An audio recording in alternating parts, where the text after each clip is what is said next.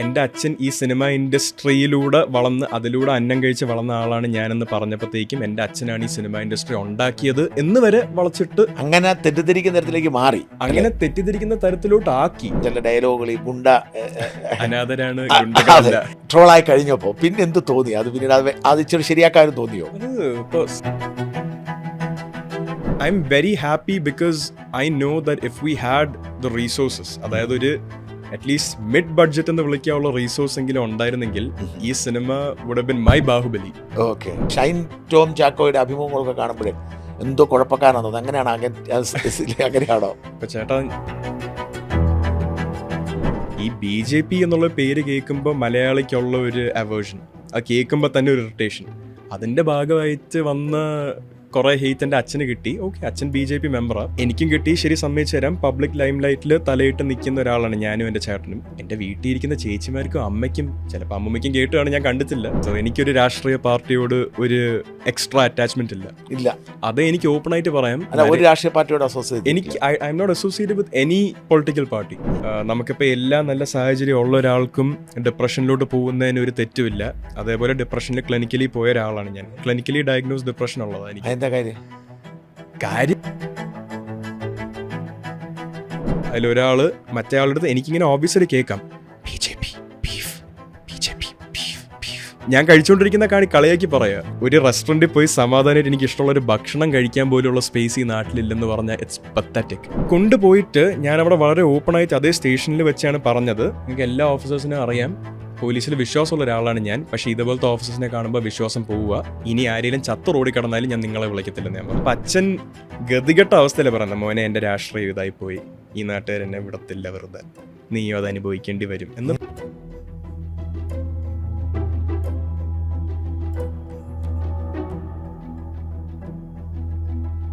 നമസ്കാരം. മറുനാടിൻ്റെ ഏറ്റവും പുതിയ പോഡ്കാസ്റ്റിലേക്ക് എല്ലാവർക്കും സ്വാഗതം. നമ്മളിപ്പോൾ പേട്രിയറ്റ് റിലീസായതിനു ശേഷം മലയാളം സംസാരിച്ചു കൊണ്ടിരിക്കുന്നത് ബിഗ് ബഡ്ജറ്റ് സിനിമകളെക്കുറിച്ച്, എമ്പുരാൻ അടക്കം വലിയ ബിഗ് ബഡ്ജറ്റ് സിനിമകളെക്കുറിച്ചാണ്. അത്തരം സിനിമകൾക്കിടയിൽ പലപ്പോഴും നമ്മൾ അറിയപ്പെടാതെ പോകുന്ന ചില നല്ല സിനിമകൾ ഇറങ്ങാറുണ്ട്. അങ്ങനെ നല്ല സിനിമകൾക്ക് വേണ്ടി ജീവിതം മാറ്റിവെച്ച ഒരു സംവിധായകനാണ് സുജിത് എസ് നായർ. അദ്ദേഹത്തിൻ്റെ അതിമനോഹരമായ ഒരു സിനിമ അംഗം അട്ടഹാസം ഇറങ്ങുകയാണ് ഈ വരുന്ന മെയ് മാസം 8-ാം തീയതി വെള്ളിയാഴ്ച. ചെറിയ ബജറ്റിൽ മനോഹരമായൊരു സിനിമ പറയുകയാണ് അംഗം അട്ടഹാസത്തിലൂടെ. ആ സിനിമയുടെ നായകൻ മറ്റാരുമല്ല, മാധവ് സുരേഷ് ഗോപിയുടെ 4 മക്കളിൽ ഇളയവൻ. നമുക്ക് മാധവ് സുരേഷുമായി വിശദമായി സംസാരിച്ചു തുടങ്ങാം. നമസ്കാരം. നമസ്കാരം സർ. മാധവേ, ആദ്യം നമുക്ക് സിനിമയെക്കുറിച്ച് തന്നെ പറയാം. എങ്ങനെയാണ് ഈ സിനിമയിൽ നിങ്ങൾ എത്തപ്പെടുന്നത്, ഈ അംഗം അട്ടഹാസത്തിൽ? എന്നെ ഇത് നമുക്ക് പരിചയമുള്ള ഒരു അങ്കിൾ ഉണ്ടായിരുന്നു, അദ്ദേഹം വിളിച്ചിങ്ങനെ ഒരു പ്രോജക്റ്റ് ഉണ്ടെന്ന് പറഞ്ഞു, കഥ കേൾക്കാൻ ടൈം ഉണ്ടോ എന്നിങ്ങനെ ചോദിച്ചായിരുന്നു. ഞാൻ at this point at every point എൻ്റെ കരിയറിൽ എന്നും I want more movies to come. അപ്പം ഞാൻ എന്നും ഓപ്പൺ ആയിട്ട് സ്ക്രിപ്റ്റ് കേൾക്കുന്ന ഒരാളാണ്.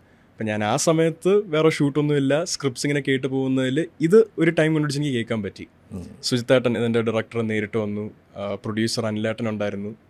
അപ്പോൾ ഇവർ രണ്ടുപേരും കൂടെ വന്നു, കഥ ഇങ്ങനെ എക്സ്പ്ലെയിൻ ചെയ്തു. And to be very honest, ആ ഒരു പോയിന്റിൽ ആ കഥ ഇന്ന് വന്നിരിക്കുന്ന സിനിമയ്ക്ക് ആപ്റ്റായ ഒരു കഥ, അതായത് ഇന്ന് ഈ സിനിമ എത്തിയ ലെവലിലോട്ട് ആ കഥയെന്ന് വരുമായിരുന്നു എന്ന് ചോദിച്ചാൽ ഇല്ല. അന്ന് ഞാൻ സുജിത്തേട്ടനെ പരിചയപ്പെടുന്നേ ഉള്ളൂ. സുജിത്തേട്ടൻ എന്നൊരു ഡയറക്ടർ, എന്നൊരു മനുഷ്യൻ, എ ക്രിയേറ്റീവ് മൈൻഡ്, അദ്ദേഹത്തിൻ്റെ കഴിവ് തെളിയിച്ചത് ഈ സിനിമയിലൂടെ ആണെന്ന് എനിക്ക് പറയാൻ പറ്റട്ടെ. കാര്യം ഇതിൻ്റെ ഫസ്റ്റ് സ്ക്രിപ്റ്റിൽ നിന്ന് ഇതിൻ്റെ ഫൈനൽ സ്ക്രിപ്റ്റിലോട്ട് എത്തിയ ഒരു പ്രോസസ്സിൽ തന്നെ അദ്ദേഹത്തിൻ്റെ കഴിവ് തെളിയിച്ചിട്ടുണ്ട്. സ്ക്രിപ്റ്റിൽ തന്നെ ഈ മാറ്റം. അതെ, ഫസ്റ്റ് എൻ്റെ അടുത്ത് വന്ന സ്ക്രിപ്റ്റും നമ്മൾ ഷൂട്ടിങ്ങിന് അഗ്രി ചെയ്ത സ്ക്രിപ്റ്റും 2 കംപ്ലീറ്റ്ലി ഡിഫറെന്റ് തിങ്സ്. അതെങ്ങനെ അതിൻ്റെ ഒരു മാനദണ്ഡം? അതായത് സുജിത്ത് തന്നെ അപ്പോൾ സ്ക്രിപ്റ്റ് സുജിത്തിൻ്റെ തന്നെയാണോ? സുജിത്തേട്ടൻ തന്നെ സ്ക്രിപ്റ്റാണ്. സുജിത്തേട്ടനും ഇതിന്റെ പ്രൊഡ്യൂസറായ അനിലേട്ടനും കൂടെ കോറൈറ്റ് ചെയ്ത സ്ക്രിപ്റ്റാണ്. ഓക്കെ. അപ്പോൾ ഇവർ സ്വാഭാവികമായിട്ടും ഈ സാഹചര്യം അനുസരിച്ചും ക്വാളിറ്റി കൂട്ടാൻ വേണ്ടി മാറിക്കൊണ്ടേയിരിക്കും. തീർച്ചയായിട്ടും. എൻ്റെ ഒരു അഭിപ്രായം, ഇപ്പോൾ ഞാൻ ഒരു ആക്ടർ എന്നുള്ള നിലയിൽ ഒരു മാർക്കും ഈ ഇൻഡസ്ട്രിയിൽ ഉണ്ടാക്കിയിട്ടില്ല. സുജിത്തേട്ടൻ എന്നൊരു ഡയറക്ടർ ഓൾറെഡി 3 സിനിമ ചെയ്ത ഡയറക്ടറാണ്. അദ്ദേഹം എൻ്റെ ഒരു അഭിപ്രായം സ്വീകരിക്കുക എന്നുള്ളത് തന്നെ അദ്ദേഹത്തിന്റെ മെന്റാലിറ്റിയെ പറ്റിയാണ് സംസാരിക്കുന്നത്. അല്ല, എൻ്റെ അഭിപ്രായം അത്ര നല്ലതായോണ്ടായിരിക്കില്ല. എൻ്റെ അഭിപ്രായത്തിൽ നിന്ന് എന്ത് നല്ലത് കണ്ടുപിടിച്ചെടുക്കാവോ എന്ന് അദ്ദേഹം നോക്കി ആ സ്ക്രിപ്റ്റിനെ ഐ വാസ് വെരി ഇംപ്രസ്ഡ്. ഞാൻ അത്രയും ഇംപ്രസ്ഡ് ആയ ഒരു സ്ക്രിപ്റ്റാണ് പിന്നെ ഞാൻ പോയി വർക്ക് ചെയ്യുന്നത്. ഞാൻ എല്ലാ ദിവസവും ഈ സെറ്റിൽ അതിന് സ്ട്രഗിൾസ് ഉണ്ടായിരുന്നു. ഇപ്പോൾ സാർ തന്നെ നേരത്തെ പറഞ്ഞ പോലെ നമ്മളൊരു ബിഗ് ബഡ്ജറ്റ് മൂവി അല്ല. We work with very limited resources. എത്ര ദിവസം എടുത്തു ഷൂട്ടിങ്ങിനെ? നമ്മൾ ടോട്ടൽ 45 ഡേയ്സ് ഉണ്ട്. 45 ഡേയ്സ് അടുപ്പിച്ചുണ്ടായിരുന്നു അത് ഷൂട്ട്. തന്നെ ഒരു നല്ല സംവിധായകന്റെ ലക്ഷണമാണ്. തീർച്ചയായും. നല്ല സംവിധായകനെ 45 ദിവസം കൊണ്ട് സിനിമ തീർക്കുക. അതെ, ഈ ഒരു കാലഘട്ടത്തിൽ നോക്കുമ്പോഴത്തേക്കും 45 ദിവസം കൂടി ഒരു ആക്ഷൻ പടം എടുക്കുക എന്ന് പറയുന്നത് വലിയ കാര്യമാണ്. ആൻഡ് ബഡ്ജറ്റും കൂടെ ആഡ് ചെയ്യുമ്പോഴത്തേക്കും ഇറ്റ് ബിക്കംസ് ഈവൻ ബെറ്റർ. എത്ര ലൊക്കേഷൻ? നമ്മൾ ട്രിവാൻഡ്രത്ത് മാത്രം ഓൾമോസ്റ്റ് 70-72 ലൊക്കേഷൻ കവർ ചെയ്തിട്ടുണ്ട്. തിരുവനന്തപുരത്ത് മാത്രം 72 location. 72 location. And this movie was fully shot in Trivandrum. തിരുവനന്തപുരത്ത് മാത്രമേ ഈ മൂവി ഷൂട്ട് ചെയ്തുള്ളൂ. എന്റെ കോർ ടീമും എല്ലാവരും മെയിൻലി ട്രിവാൻഡ്രമാണ്. ഇതിന്റെ ഒരു ഈ സിനിമയുടെ ഒരു കോർ എന്ന് തന്നെ പറയുന്നത് ട്രിവാൻഡ്രം. ഇതൊരു ആക്ഷൻ മൂവിയാണ്. തീർച്ചയായും. സിനിമയുടെ കഥ പറയണ്ടെങ്കിൽ പോലും ഞാൻ പറഞ്ഞ ഇതിന്റെ ഒരു ആക്ഷൻ മൂവിയാണ്. ഇതിന്റെ തീർച്ചയായും സർ. സ്വഭാവം എന്താണ് അങ്ങയുടെ സ്വഭാവം? ഞാൻ എൻ്റെ ക്യാരക്ടറിലൂടെയാണ് ഈ സിനിമയുടെ ഒരു യാത്ര പോകുന്നത്. അപ്പം എൻ്റെ ക്യാരക്ടറിനെ ഒരുപാട് ഞാൻ എക്സ്പ്ലെയിൻ ചെയ്ത് കഴിഞ്ഞാൽ സിനിമയുടെ കഥ പറയുന്നില്ല. പക്ഷെ ഗുണ്ടാ കഥ, ബേസിക്കലി ഗുണ്ടായിസം എന്താണെന്ന് നാട്ടുകാർക്ക് എല്ലാവർക്കും തലസ്ഥാനത്തെ ഗുണ്ടാ സംഘത്തെ ബേസ് ചെയ്ത പദം അല്ലേ? അങ്ങനെയും പറയാം സർ. കാര്യം എന്ന് പറഞ്ഞാൽ ഗുണ്ടായിസം എന്താണെന്ന് നാട്ടുകാർക്ക് അറിയാം. പലരും അനുഭവിച്ചിട്ടുമുണ്ട്, അനുഭവിക്കാത്തവർ കേട്ടറിയുന്നൊരു കാര്യമാണ്. നമ്മൾ ആ ഗുണ്ടാ കഥയിലെ പല പേഴ്സ്പെക്റ്റീവ്സ് എടുക്കും. ഇതിൽ ഈ ഗുണ്ടകൾക്കൊരു പേഴ്സ്പെക്റ്റീവ് ഉണ്ട്. ഇവരെ ഒന്നില്ലെങ്കിൽ ഇവരെ പേടിച്ച് ജീവിക്കുന്ന, അല്ലെങ്കിൽ ഇവരിൽ എന്തെങ്കിലും നല്ലത് കാണുന്ന നാട്ടുകാരും ഉണ്ട്. Overall law and order establish ചെയ്യുന്ന പോലീസുകാരുണ്ട്. ഇവരുടെ എല്ലാവരുടെയും പേഴ്സ്പെക്റ്റീവിൽ എങ്ങനെയാണ് ഈ ഒരു സബ്ജക്റ്റ് ഗുണ്ടായിസം പോകുന്നത്, ഈ സിനിമയുടെ ഒരു ഔട്ട്ലൈൻ, അതിൻ്റെ ഒരു ഔട്ട്ലൈൻ ഹോൾഡ് ചെയ്യുന്നത് അതിലാണ്. എൻ്റെ ക്യാരക്ടറിലൂടെ ഈ സിനിമ പോകുന്നെന്ന് പറയുമ്പോഴത്തേക്കും എൻ്റെ ക്യാരക്ടർ ഇതിൻ്റെ തുടക്കത്തിൽ, ഈ സിനിമയുടെ സ്ക്രീൻ പ്ലേയുടെ തുടക്കത്തിൽ ഒരു സാധാരണ ഒരു പയ്യനാണ്. എങ്ങനെ ആ പയ്യന്റെ ജീവിതത്തിൽ ഓരോ സാഹചര്യങ്ങൾ വരുന്നു. ഒരു ലവ് ട്രാക്ക് ഉണ്ട് അതിനിടയ്ക്ക്, മനസ്സിലായി. അത് കാരണം എങ്ങനെ ഇതിലോട്ട് എത്തിപ്പെടുന്നു, അവസാനം ഈ പയ്യന്റെ ലൈഫ് ഇങ്ങനെ ആവുന്നു, ഈ ലൈഫ് ഇതായതിനു ശേഷം ഒരു തിരിച്ചുപോക്കുണ്ടോ, ഇങ്ങനത്തെ ത്രില്ലറാണ്. ഇപ്പൊ ഇതിന്റെ മേക്കിംഗ് സ്റ്റൈലില് പറഞ്ഞു കഴിഞ്ഞാൽ ഞാൻ എൻ്റെ 2 സിനിമയും ഇറങ്ങുന്നതിന് മുന്നേ ഞാൻ കണ്ടിട്ടില്ല. JSK ആയാലും കുമ്മാട്ടിക്കളിയാണെങ്കിലും ഇതിന് മുന്നേ ചെയ്തിട്ടുള്ള സിനിമകൾ ഞാൻ ഡബ് കട്ട്സ് മാത്രമേ കണ്ടിട്ടുള്ളൂ. എൻ്റെ കരിയറിൽ ആദ്യമായിട്ടാണ് ഒരു സിനിമ ഞാൻ ഫുൾ ഡബ് ചെയ്ത് കഴിഞ്ഞിട്ട് ഒരു പ്രിവ്യൂ ഷോ പോലെ പേഴ്സണലി ഡയറക്ടറായിട്ടിരുന്ന് കാണുന്നത്. അദ്ദേഹത്തിന്റെ കാലിബർ അതിൽ തെളിയിച്ചിട്ടുണ്ട്. I am very happy because I know that if we had the resources, അതായത് ഒരു അറ്റ്ലീസ്റ്റ് മിഡ് ബഡ്ജറ്റ് എന്ന് വിളിക്കാനുള്ള റീസോഴ്സ് എങ്കിലും ഉണ്ടായിരുന്നെങ്കിൽ ഈ cinema would have been my Baahubali. അങ്ങനെ ഞാൻ ഇടയ്ക്കിടയ്ക്ക് ആ ഒരു ടേം യൂസ് ചെയ്യുന്നത്. Because Baahubali for me is probably the grandest film made in India. അപ്പോൾ അതേപോലെ ഒരു സിനിമ ആക്കാൻ കഴിവുള്ളൊരു ഡയറക്ടറായിരുന്നു, കഴിവുള്ള ഡയറക്ടറാണ് അദ്ദേഹം. അദ്ദേഹത്തിന്റെ മാക്സിമം ഈ സിനിമയിലൂടെ അദ്ദേഹം ഒരുപക്ഷെ അടുത്ത ബാഹുബലിയിലേക്ക് വളർന്നു വരാം. അടുത്തൊരു Rajamouli or even better, let's say that. നമ്മളെപ്പോഴും നമ്മുടെ ഇൻഡസ്ട്രിയിലെ സീനിയേഴ്സ് സെറ്റ് ചെയ്ത ബെഞ്ച് മാർക്സ് ബ്രേക്ക് ചെയ്യാനാണല്ലോ നോക്കുന്നത്, അതിന്റെ മുകളിലോട്ട് പോകാൻ നോക്കുന്നത്. ഒരു തരത്തിലുള്ള ബുദ്ധിമുട്ടും ഈ ടീമിലുണ്ടായില്ല അല്ലേ? നിങ്ങൾ ഈ സാർ ഇപ്പോൾ ഏറ്റവും സ്നേഹമുള്ള നമ്മുടെ ബന്ധങ്ങളിലും പ്രശ്നങ്ങൾ ഉണ്ടാവാറുണ്ട്. അതേപോലത്തെ സൗന്ദര്യ പണക്കങ്ങൾ ഒഴിച്ച് നമ്മുടെ സിനിമയായിരുന്നു നമുക്കെന്നും ഫസ്റ്റ്. നമ്മുടെ ഉള്ളിൽ ഇഷ്യൂസ് ഒക്കെ ഉണ്ടായിട്ടുണ്ട്. എനിക്ക് ഇഷ്യൂസ് ഉണ്ടായിട്ടുണ്ട്, സുഹൃത്തായിട്ടിന് ഇഷ്യൂസ് ഉണ്ടായിട്ടുണ്ട്, പ്രൊഡക്ഷൻ സൈഡിൽ ഇഷ്യൂസ് ഉണ്ടായിട്ടുണ്ട്. പക്ഷേ ഈ സിനിമയുടെ കോർ ടീമായ എല്ലാ മെമ്പറും ഈ സിനിമയെ മുൻനിർത്തിയാണ് ഓരോ സ്റ്റെപ്പ് ഓഫ് ദ വേയും പോയത്. Every step of the way was done ഈ സിനിമയെ മുൻനിർത്തി. ശരി, ആരൊക്കെയാണ് മറ്റ് നടന്മാർ നമ്മൾ അറിയുന്നത്? ഇതിൽ അതെ, അഭിനയിച്ചിരിക്കുന്ന മെയിനായിട്ട് ഇപ്പോൾ പറയാനാണെങ്കിൽ സൈജു കുറുപ്പ്, ഷൈൻ ടോം ചാക്കോ, മക്ബൂൽ സൽമാൻ, അലൻസിയോ ലേ ലോപ്പസ്, നന്ദലാൽ കൃഷ്ണമൂർത്തി, നന്ദു അങ്കിൾ, എനിക്ക് കുഞ്ഞിലോട്ട് അറിയാവുന്ന. അതെ ട്രിവാൻഡ്രം, മറ്റേ നന്ദു അല്ല, പൊതുവാളല്ല, അല്ലല്ല നന്ദു, നമ്മുടെ സ്വന്തം. അതെ അതെ. അപ്പൊ എനിക്ക് കുഞ്ഞിലോട്ട് കണ്ട് ഞങ്ങള് ഈ ജൂലൈയില് ഈ ബ്രിട്ടനിൽ ഞങ്ങളുടെ ഒരു അവാർഡ് നൈറ്റ് നടത്തും. നന്ദുവിനെ കൊണ്ടുപോകുന്നത് ഞങ്ങൾ ഗസ്റ്റായിട്ട്. ജൂലൈയിൽ നന്ദു. ഓക്കെ, നന്ദു ഉണ്ടല്ലേ? നന്ദു മിക്ക സിനിമയിലുണ്ട്. ഞാൻ ഇത്തവണ ലണ്ടനിൽ നിന്ന് കഴിഞ്ഞ ആഴ്ച വന്നപ്പം വിമാനത്തെ വെച്ച് കണ്ട ഒരു സിനിമയിൽ നന്ദുവിൻ്റെ റോള് കണ്ടു. ഒരു എന്താണ് ശ്രീബാല എന്നങ്ങണ്ട്, ഒരു ശ്രീബാല എന്നങ്ങണ്ട് സിനിമ, ആനന്ദ് ശ്രീബാല അതിൽ നന്ദു ഉണ്ടായിരുന്നു. അർജുൻ ചേട്ടൻ്റെ പടമാണോ? വിമാനത്തെ ഇരുന്ന് കണ്ടു. മലയാളം പടം ഇത് മാത്രം ഉണ്ടായിരുന്നുള്ളൂ കാണാത്തത്, അതുകൊണ്ട് കണ്ടതാണ്. അപ്പം എങ്ങനെയുണ്ടായിരുന്നു ടീം? ഈ ഷൈൻ ടോം ചാക്കോയുടെ അഭിമുഖങ്ങളൊക്കെ കാണുമ്പോഴേ എന്തോ കുഴപ്പക്കാരാണത്, അങ്ങനെയാണോ? ഇപ്പം ചേട്ടാ, എന്നെ പറ്റി ആയാലും ഞാൻ പലപ്പോഴും മാധ്യമങ്ങളിൽ ഓരോ കാര്യങ്ങൾ വായിക്കുമ്പോഴത്തേക്കും ഫസ്റ്റ് ആയിരിക്കുന്നത് ഞാൻ തന്നെയാണോ ഇത് ചെയ്തത്, ഞാൻ ചെയ്തിട്ടുണ്ടോ? പലപ്പോഴും നമ്മളെപ്പറ്റി തന്നെ വായിക്കുമ്പോഴത്തേക്കും നമുക്ക് അറിയാൻ പറ്റും ഓക്കെ എത്രത്തോളം അതിൽ സത്യമുണ്ട് എത്രത്തോളം സത്യമില്ല എന്ന്. ആൻഡ് അൺഫോർച്ചുനേറ്റ്ലി നമ്മളെപ്പറ്റി തന്നെ വായിക്കുന്ന മെജോറിറ്റി കാര്യങ്ങളിൽ ഒരു പെർസെൻറ്റേജ് പോലും സത്യമില്ലാത്ത കാര്യങ്ങളാണ് വരുന്നത്, 1% പോലും. ഫോർ എക്സാമ്പിൾ എടുത്ത് പറയാനാണെങ്കിൽ എൻ്റെയും എൻ്റെ ഒരു സുഹൃത്തായ മീനാക്ഷി ദിലീപ് അങ്കളുടെ മോള് എത്ര തവണ മാധ്യമങ്ങളിൽ കല്യാണം നടത്തിയിരിക്കുന്നത്. നമ്മൾ സുഹൃത്തുക്കളാണ്, nothing more than that for a long while. പക്ഷെ നാട്ടുകാർ കേൾക്കുമ്പോഴത്തേക്കും ഇങ്ങനെ എന്തെങ്കിലും ഉണ്ടാവുമെന്ന് ഈ മാധ്യമങ്ങളിൽ വായിച്ചാണ് മനസ്സിലാക്കുന്നത്. അങ്ങനെ അടുപ്പൊന്നുമില്ല, കല്യാണ ആലോചന ഒരിക്കലും ഇല്ല. She is one of my closest friends. അപ്പോൾ എനിക്ക് എൻ്റെ ഫ്രണ്ട്ഷിപ്സ് ഞാൻ വാല്യൂ ചെയ്യുന്ന ഒരാളാണ്. അപ്പോൾ I keep it that way. And പിന്നെ നിങ്ങളെക്കുറിച്ച് വേറെ ആരാൻ്റെ കുറിച്ച് ഞാൻ കേട്ടിട്ടുണ്ടോ? എത്രയോ വന്നിട്ടുണ്ട്. എൻ്റെ വീട്ടുകാരൊന്ന് ആദ്യം സമാധാനത്തിലിരുന്ന് തീരുമാനിച്ചോട്ടെ, അല്ലെങ്കിൽ ഞാനായിട്ടൊരു തീരുമാനം എടുക്കാനുള്ള സമയം പോലും കിട്ടിയിട്ടില്ല. പക്ഷേ ഷൈൻചാൻ്റെ കാര്യത്തിലോട്ട് പറഞ്ഞു വരുമ്പോഴത്തേക്കും ഞാനും അദ്ദേഹത്തിനെ പരിചയപ്പെടുന്നതിന് മുന്നേ ഓബ്വിയസ്ലി ഈ വായിക്കുന്ന കാര്യങ്ങളും മറ്റേ ഓരോ ആൾക്കാർ പറയുന്നതും കേൾക്കുമ്പോഴത്തേക്കും വി ഹാവ് ഒരു 1% എങ്കിലും നമ്മുടെ മൈൻഡിലൊരു ഡൗട്ട് കാണും, ഇദ്ദേഹം ഇങ്ങനെയാണോ. ഷൈൻചാട്ടിനെ ഞാൻ ആദ്യമായിട്ട് നേരിട്ട് പരിചയപ്പെടുന്നതിന് മുന്നേ ആയിരുന്നു പെരുങ്കളിയാട്ടം സിനിമയുടെ ഷൂട്ട് അച്ഛനായിട്ട്. അപ്പോൾ ഷൂട്ടിംഗ് സെറ്റിലെ കഥകൾ 2-3 കോമഡി ആയിട്ടുള്ള സ്റ്റോറീസും ഷൈൻചാട്ടൻ നമുക്കൊരു ബാഡ് പേഴ്സൺ എന്ന് പറയാൻ പറ്റത്തില്ല. If anything N inner child that's coming out എന്ന് പറയാൻ പറ്റത്തുള്ളൂ. അങ്ങനത്തെ ചില കാര്യങ്ങളിൽ ഭയങ്കര പിള്ളേരെ പോലെ ബിഹേവ് ചെയ്യുന്നത് അത്രേ ഉള്ളൂ. അത് ചിലവർക്ക് കാണുമ്പോൾ ഇറിറ്റേറ്റിംഗ് ആവും, ഒരു അഡൾട്ടിൻ്റെ ഒന്നും പ്രതീക്ഷിക്കത്തില്ല. ചിലവർക്ക് അത് കാണുമ്പോൾ ഓക്കെ ആയിരിക്കും. അത്രയായിട്ട് ഞാൻ ശ്രദ്ധിച്ചിട്ടുള്ളൂ. അല്ലാതെ ഈവൻ എനി കോൺട്രവേഴ്സി, ഇപ്പോൾ ലാസ്റ്റ് 2 years ഒരു കോൺട്രവേഴ്സി വന്നിട്ടുള്ളത് തന്നെ അത് അതേ 2 ആൾക്കാർ തന്നെയാണ് ഒരു മൂവിയുടെ പ്രസ് കോൺഫറൻസിന് 2 days കഴിഞ്ഞ് അപ്പിയർ ചെയ്ത് അത് സോൾവ് ചെയ്തത്. ഈ ഇഷ്യൂ സോൾവ് ആകുമ്പോഴും പ്രശ്നം അവർ തമ്മിൽ തീർന്നാലും വീണ്ടും ഒരാളെ പറ്റി, എസ്പെഷ്യലി ഒരു പുരുഷനെ പറ്റി നാട്ടിൽ മോശമായിട്ട് പറഞ്ഞുകൊണ്ടിരിക്കാൻ, അത് കണ്ടിന്യൂ ചെയ്ത് അതേ സ്ട്രീക്കിൽ കൊണ്ടുപോകാൻ എല്ലാവരും അല്ല, അത് ചെയ്യുന്ന ഒരു 10% ആൾക്കാർ നമ്മുടെ ഇടയിൽ തന്നെ ഉണ്ട്. അങ്ങനെ പറഞ്ഞ് ഐ ഫീൽ ലൈക്ക് അത് കാരണം മാത്രം ഒരു റെപ്യൂട്ടേഷൻ, എന്തെങ്കിലും ഒരു നെഗറ്റീവ് ഇമേജ് വന്നിട്ടുണ്ടെങ്കിൽ അങ്ങനെ മാത്രം വന്നേ. ഒരു പെർഫോമർ എന്നുള്ള നിലയിലാണെങ്കിൽ എൻ്റെ ഡയറക്ടറിനോ ഇതുവരെ എനിക്ക് പരിചയമുള്ള ഒരു ഡയറക്ടറിനോ ഒരു തലവേനയും കൊടുക്കാത്ത ഒരു ആക്ടറാണ്. കറക്റ്റ് സമയത്ത് വരും, ഓൺ ടൈം. ഒരു എക്സ്ട്രാ ഷോട്ട് പോലും പലപ്പോഴും ഇപ്പോൾ ഒരു ആക്ടേഴ്സ് ആകുമ്പോൾ നമുക്ക് മിസ്റ്റേക്സ് ഉണ്ടാക്കാം, ആ മിസ്റ്റേക്സ് പോലും വളരെ റെയറാണ് ഷൈൻചാട്ടിന്. Is as perfect as an actor can be in our industry. അപ്പം അങ്ങനെ ഒരാളെ പറ്റി ഇങ്ങനെ ഒരുപാട് കേൾക്കുമ്പോൾ ഇപ്പം എനിക്ക് അദ്ദേഹത്തിനെ അറിയാവുന്ന സ്ഥിതിക്കും കുറച്ച് വിഷമമുണ്ട്. അത് അംഗീകരിച്ചു കൊടുക്കണമെന്നില്ല, ബിക്കോസ് ഐ നോ ഹിം. അറിയാവുന്ന ആൾക്കാർക്ക് അറിയാം ആരാണെന്നത്. നല്ല ടീമായിരുന്നു നിങ്ങളെ. തീർച്ചയായും ലൊക്കേഷനിൽ നിങ്ങളെല്ലാവരും നല്ല സൗഹൃദത്തിലായിരുന്നു. തീർച്ചയായും നമ്മളെല്ലാവരും ഇപ്പോൾ ആർട്ടിസ്റ്റ് എന്ന് പറയുമ്പോഴത്തേക്കും ഇതിൽ അഭിനയിച്ചിട്ടുള്ളതിൽ ഏറ്റവും ജൂനിയർ ഞാനായിരിക്കും. ആൻഡ് 2 ഡെബ്യൂട്ടാൻസും ഉണ്ട് ഈ സിനിമയിൽ. എൻ്റെ നായികയായിട്ട് വന്നിരിക്കുന്നത് സിനിമ ഇൻഡസ്ട്രിയിൽ നിന്ന് പുറത്തുനിന്നുള്ളൊരു കൊച്ചാണ്. First time she's doing a movie. അന്നാരാജനുണ്ട്. അന്നാരാജൻസ് പ്ലേയിങ് അനദർ റോൾ, വേറൊരു റോളാണ് ഇതിൽ ചെയ്യുന്നത്. നായികയായിട്ട് വന്നിരിക്കുന്ന കുട്ടി പുതിയതാണ്. അതേപോലെ കുട്ടിയുടെ അനിയനായിട്ട് പെർഫോം ചെയ്തിരിക്കുന്ന പയ്യനും ഹീസ് ഫ്രോം ദ US, ആദ്യമായിട്ട് ഒരു സിനിമ അഭിനയിക്കുന്നത്. അപ്പോൾ ഈ ടീമിൻ്റെ കാര്യം നോക്കുമ്പോൾ ഇൻക്ലൂഡിങ് മീ, നമ്മൾ ഒരിക്കലും കഴിവിൻ്റെ ബേസിലോ അല്ലെങ്കിൽ ഇവരുടെ കരിയറിൽ ഇത്രയും തെളിയിച്ചിട്ടുണ്ട് അങ്ങനെ നമ്മളൊരു ടീമിൽ സെലക്ട് ചെയ്തൊരു മെമ്പറിനെ ഇട്ടാൽ വളരെ കുറവായിരുന്നു. We try to give maximum opportunity to people including myself. എനിക്കും ഇതൊരു അവസരമാണ് to prove something.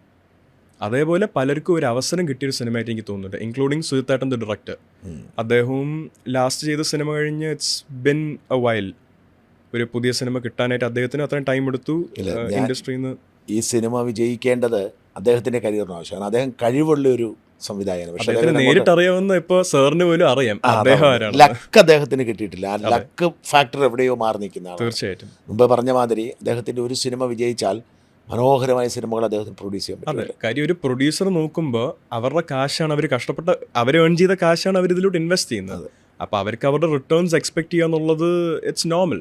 We can understand. നമ്മുടെ പൈസ ഇടുമ്പോഴത്തേക്കും നമുക്ക് അതിൻ്റെ ഒരു ഹീറ്റ് മനസ്സിലാവും. എന്തായാലും നന്നായിരിക്കുന്നു. ആ സിനിമയ്ക്ക് വിജയം ഉണ്ടാവട്ടെ എന്ന് ആശംസിക്കുന്നു. ഈ മാധവിനെ കുറിച്ച് ഇങ്ങനെ മുമ്പേ പറഞ്ഞ പോലെ തന്നെ ഇങ്ങനെ ഒരുപാട് ഇങ്ങനെ കഥകൾ കേൾക്കാറുണ്ട്. എനിക്ക് തോന്നുന്നത് ഞാൻ ഏറ്റവും കൂടുതൽ ട്രോളുകൾ വിധേയമായപ്പെടുന്ന ഒരു നടനാന്ന് തോന്നുന്നു മാധവ്. സുരേഷ് ഗോപിയുടെ മകനായതുകൊണ്ട്, സുരേഷ് ഗോപിയുടെ മകനാണ് എന്നതൊരു ഘടകമാണ്, അതവിടെ നിൽക്കട്ടെ. അല്ലാതെ തന്നെ ഇപ്പോൾ കഴിഞ്ഞ 2 സിനിമകളൊക്കെ ആയിട്ട് ബന്ധപ്പെട്ട ചില ഡയലോഗുകൾ, ഈ ഗുണ്ട അതൊക്കെ ഈ ട്രോളായി കഴിഞ്ഞപ്പോൾ പിന്നെ എന്ത് തോന്നി? അത് പിന്നീട് അത് ഇച്ചിരി ശരിയാക്കാനും തോന്നിയോ? അത് ഇപ്പോൾ സാർ ഞാനിപ്പോൾ അത് ആ സാധനം ഞാൻ ഓരോ സ്റ്റെപ്പ് പോയി ആ സിനിമ ചെയ്യുന്നത് ഉൾപ്പെടെ, ആ സിനിമയിൽ അഭിനയിച്ച ഓരോ രംഗങ്ങൾ ഉൾപ്പെടെ, അല്ലെങ്കിൽ ഓവറോൾ അത് കഴിഞ്ഞ് ഞാൻ ഓരോ ട്രോൾസ് ഹാൻഡിൽ ചെയ്തതാണെങ്കിലും ഓരോ സംഭവത്തിലും if I sit and think ഇത് ഇങ്ങനെ ചെയ്താൽ മതിയായിരുന്നോ, ഇങ്ങനെ ചെയ്തിരുന്നാൽ ചിലപ്പോൾ സംഭവിക്കത്തില്ല, അങ്ങനെ ആലോചിക്കാനാണെങ്കിൽ തീർച്ചയായിട്ടും ഐ വിൽ ഫൈൻഡ് ആൻസേഴ്സ്. പക്ഷേ ഒരു കാര്യമില്ല, ഇത് ഞാൻ അതിൻ്റെ ചെയ്യേണ്ട രീതിക്ക് ചെയ്തു, അതിന് കിട്ടേണ്ട രീതിക്ക് ട്രോള് കിട്ടി, ഇറ്റ്സ് ഫൈൻ. പക്ഷേ ഞാൻ ഒരു ആക്ടർ എന്നുള്ള നിലയിൽ ഇതെൻ്റെ 3ാമത്തെ സിനിമ ഇപ്പോൾ ഇറങ്ങാൻ പോകുന്നേ ഉള്ളൂ. ഒരു ആക്ടറിനെ എന്നും ഞാൻ ഒരു ഐ തിങ്ക് ലുലു മോളിൽ വെച്ചൊരു കാര്യം പറഞ്ഞായിരുന്നു, പ്രേക്ഷകരാണ് എന്നും ഒരു ആക്ടറിനെ സ്റ്റാർസും സൂപ്പർ സ്റ്റാർസും ആക്കുന്നത്. പ്രേക്ഷകരാണ് തീരുമാനിക്കുന്നത്, അവരുടെ പൈസ ആരുടെ സിനിമയ്ക്ക് അവർ പോയിട്ട് കാണും. കൂടുതൽ കളക്ഷൻ വരുന്ന സിനിമയിലെ ലീഡ് നടൻ അല്ലെങ്കിൽ ലീഡ് ഡയറക്ടർ അല്ലെങ്കിൽ അതിൽ വർക്ക് ചെയ്യുന്ന പ്രൊഡ്യൂസറിനായിരിക്കും കാശോ അല്ലെങ്കിൽ ഫെയിമോ reputation in terms of career as well കിട്ടുന്നത്.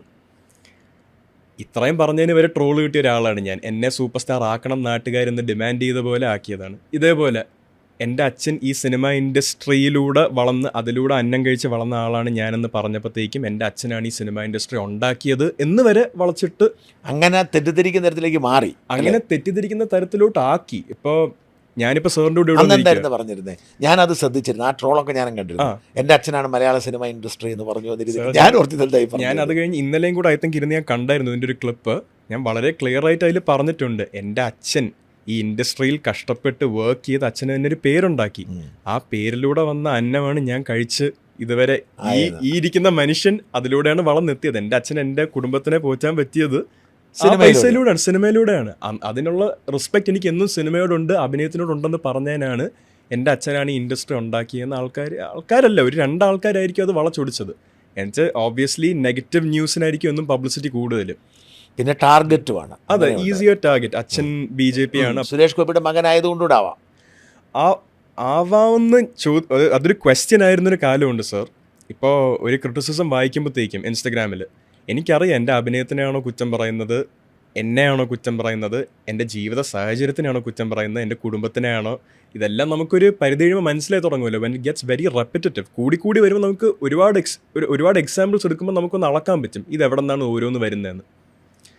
അങ്ങനെയുള്ള രീതിയിൽ അച്ഛൻ്റെ മോനായതുകൊണ്ട് മാത്രമായിട്ട് കിട്ടുന്ന ഒരു കാര്യമല്ല. I don't think A lot of people have an issue with him as an actor. ഈ BJP എന്നുള്ള പേര് കേൾക്കുമ്പോൾ മലയാളിക്കുള്ള ഒരു അവേർഷൻ, അത് കേൾക്കുമ്പോൾ തന്നെ ഒരു ഇറിറ്റേഷൻ, അതിൻ്റെ ഭാഗമായിട്ട് വന്ന കുറേ ഹെയ്റ്റ് എൻ്റെ അച്ഛന് കിട്ടി. ഓക്കെ, അച്ഛൻ BJP മെമ്പറാണ്, എനിക്കും കിട്ടി, ശരി, സമ്മതിച്ചു തരാം. പബ്ലിക് ലൈം ലൈറ്റിൽ തലയിട്ട് നിൽക്കുന്ന ഒരാളാണ് ഞാനും എൻ്റെ ചേട്ടനും. എൻ്റെ വീട്ടിലിരിക്കുന്ന ചേച്ചിമാർക്കും അമ്മയ്ക്കും, ചിലപ്പോൾ അമ്മമ്മയ്ക്കും കേട്ടുകയാണ്, ഞാൻ കണ്ടിട്ടില്ല, പക്ഷേ അമ്മയ്ക്കും ചേച്ചിമാർക്കും ഒക്കെ കേൾക്കുന്ന കമൻസ് ഞാനൊരു 15 വയസ്സ് തൊട്ട് വായിച്ചു കൊടുക്കുന്നത്. വിഷമമുണ്ടാവും ഓബ്വിയസ്ലി. ഇപ്പം ആർക്കായാലും അവരുടെ അമ്മയും പെങ്ങന്മാരെയും, അച്ഛൻ ഹി ചോസ് ദസ്, ഈ കരിയർ അച്ഛന് വേണ്ടി ചൂസ് ചെയ്ത അമ്മയും പെങ്ങന്മാരെയും പറ്റി പറയുമ്പോഴത്തേക്കും അതുവരെ സഹിച്ച് മിണ്ടാതിരിക്കേണ്ട അവസ്ഥയിലൂടെ എത്തിയിട്ടുണ്ട്.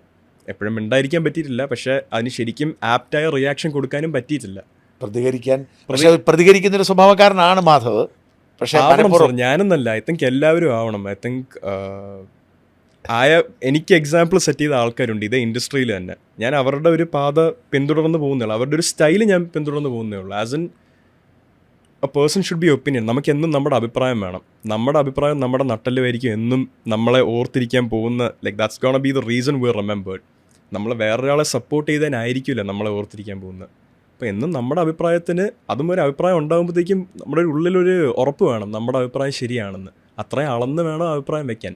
ഞാൻ അത്രയും ആലോചിച്ച് പറയുന്ന കാര്യങ്ങൾക്ക് പോലും ഈ BJP ഹെയ്റ്റ് കാരണം ആൾക്കാർ അതിനെ ഒരു സെൻസ് ഇല്ലാത്ത രീതിയിലാണ്, എന്തെങ്കിലും ഞാൻ സെൻസിബിൾ ആയിട്ട് പറഞ്ഞാൽ അതിൻ്റെ അടിയിലപ്പം നമ്മൾ അനാഥരാണ്, ഗുണ്ടകളല്ല എന്ന് പറഞ്ഞാൽ ചിരിച്ചുകൊണ്ടിരിക്കുന്നതിൻ്റെ സ്മൈലിയുടെ ഇതായിരിക്കും. BJPയെ പറ്റി എന്തെങ്കിലും മോശം പറഞ്ഞാൽ അതിൻ്റെ കൂടെ ഇരുന്ന് എന്തെങ്കിലും മോശം പറയും. കമ്മ്യൂണിസ്റ്റുകാരെ പറ്റി നല്ലത് പറഞ്ഞാൽ വീണ്ടും BJPയെ പറ്റി മോശം പറയും. ആരെ പറ്റി എന്ത് പറഞ്ഞാലും എനിക്ക് വരുന്ന നെഗറ്റീവ് റാൻഡമായിട്ട് വന്നുകൊണ്ടിരുന്നു. അതായത് ഏറ്റവും റാൻഡമസ് കാര്യത്തിന് സെൻസ്ലെസ് ആയിട്ടുള്ള നെഗറ്റീവ് കമൻസും വരാൻ തുടങ്ങി. ഫാമിലി അസോസിയേറ്റ് ചെയ്ത് അച്ഛൻ്റെ രാഷ്ട്രീയം. എനിക്ക് ഇവിടെ ഇരുന്ന് പറയാൻ സാർ, എനിക്കൊരു രാഷ്ട്രീയ പാർട്ടിയോട് ഒരു എക്സ്ട്രാ അറ്റാച്ച്മെന്റ് ഇല്ല. അതേ എനിക്ക് ഓപ്പൺ ആയിട്ട് പറയാം. ഒരു രാഷ്ട്രീയ പാർട്ടിയോട് അസോസിയേറ്റ് എനിക്ക് I M not associated with any political party. ഐഡിയോളജിക്കലും അങ്ങനെ ഒരു രാഷ്ട്രീയ ഐഡിയോളജിക്കലി ഇപ്പം ഞാൻ നോക്കുമ്പോഴത്തേക്കും ഞാൻ രാഷ്ട്രീയം പറയണ്ട, അങ്ങനെ ഒരു എന്ത് ഐഡിയ എന്ന് പറയണ്ട എങ്കിൽ ഞാൻ പറഞ്ഞ അങ്ങനെ ഒരു രാഷ്ട്രീയ പാർട്ടിയുടെ അസോസിയേറ്റ് നിൽക്കുന്നത് എല്ലാവരോടും തുല്യമായ ഒരു അകലത്താണ് നിൽക്കുന്നത് അല്ലേ? എല്ലാവരോടും തുല്യമായിട്ടുള്ള അകൽച്ചയിലാണ് ഞാൻ നിൽക്കുന്നത്. ഇഫ് എനിത്തിങ്, എനിക്കിപ്പോൾ ഞാൻ പറയാം, എൻ്റെ അച്ഛന് വേണ്ടി ഞാൻ വോട്ട് ചെയ്ത ആളാണ്.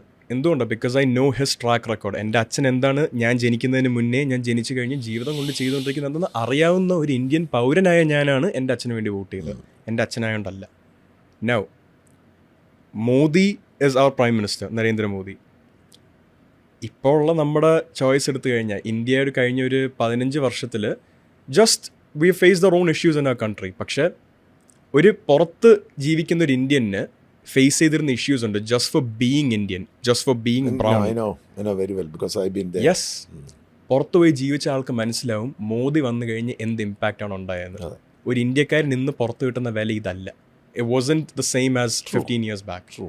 ആ ഒരു റീസൺ കൊണ്ട് നമ്മളെന്നും ഒരു കൺട്രി എന്നുള്ള നിലയിൽ ഇത്രയും we were in very deep trouble as a country. Financially overall നമ്മുടെ ലോൺസിൻ്റെ കൺട്രി ബൈ കൺട്രി ലോൺസ് എടുത്ത് നോക്കിക്കഴിഞ്ഞാൽ I think you know more than me എന്ത് ട്രബിളിലായിരുന്നു.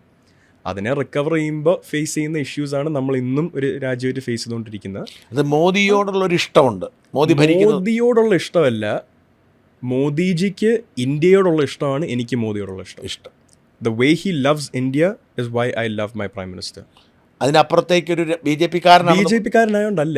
എനിക്ക് ഒരു രാഷ്ട്രീയ പാർട്ടിയോടും again like I said I'm not attached to any political party. Whoever does good for my country, my state, I will support them.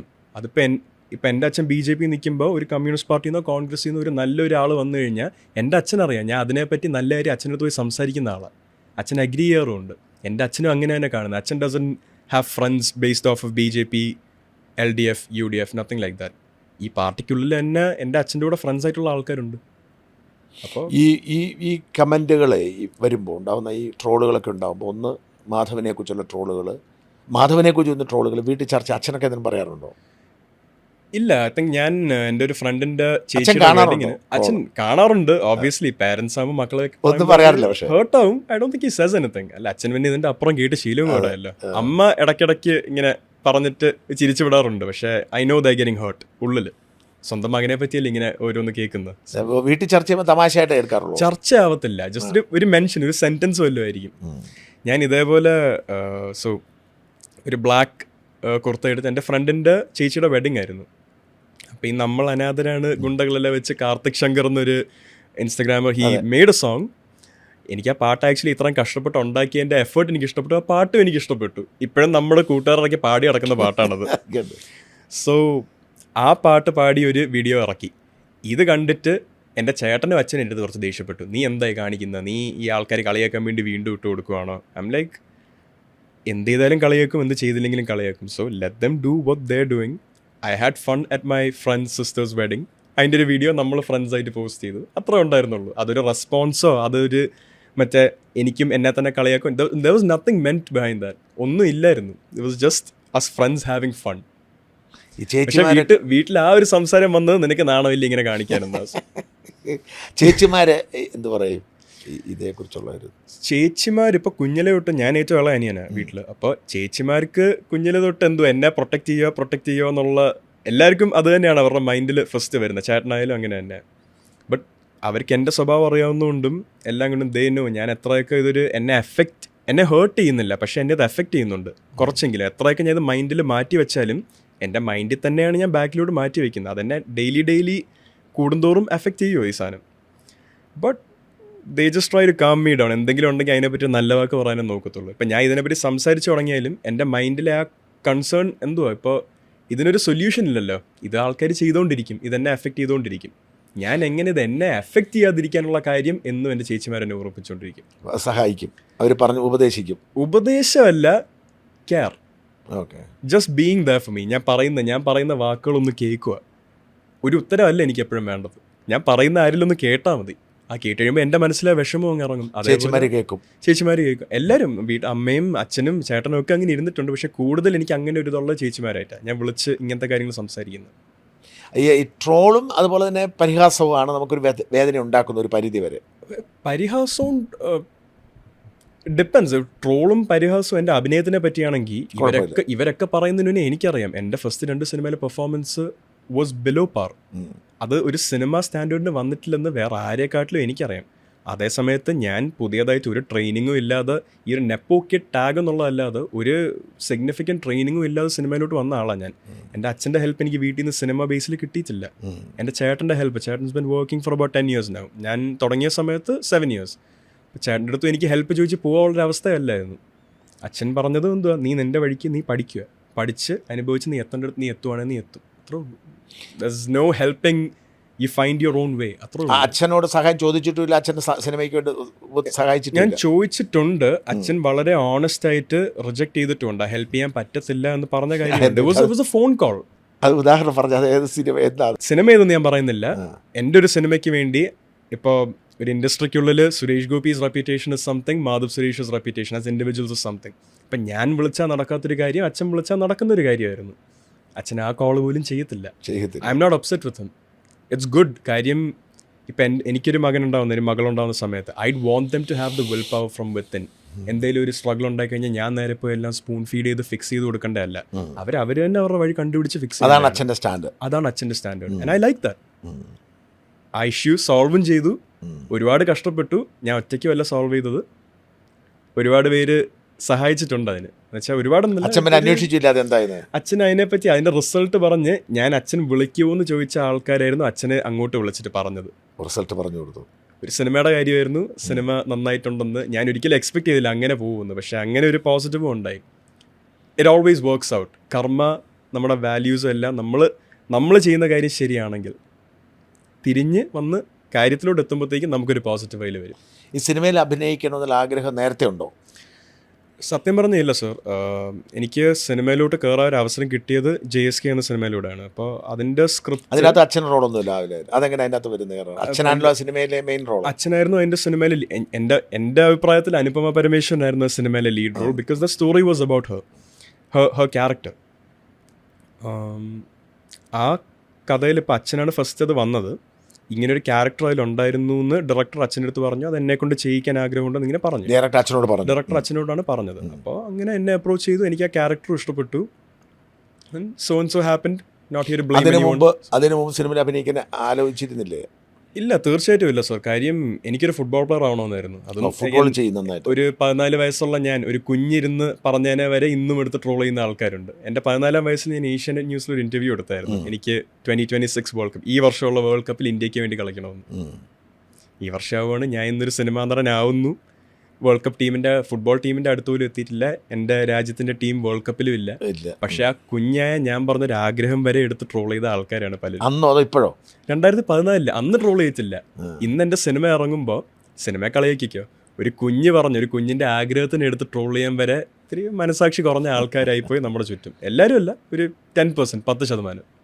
പിന്നെ അപ്പോൾ ഇതിലേക്ക് ഇങ്ങനെ യാതൊരു വന്നപ്പോൾ അങ്ങ് കയറി വന്നപ്പോൾ ഒരു അവസരം കിട്ടി. അത് ഞാൻ നേരത്തെ പറഞ്ഞ പോലെ ഞാൻ കഴിച്ച് വളർന്ന food, everything about my life, എൻ്റെ ജീവിതം ഇങ്ങനെയാണെങ്കിൽ എന്നെ ഇതിലോട്ട് എത്തിച്ചത് എൻ്റെ അച്ഛൻ കഷ്ടപ്പെട്ടുണ്ടാക്കിയ പൈസയാണ്. ആ പൈസ എവിടെ നിന്നാണ് വന്നത്? മൂവീസ്.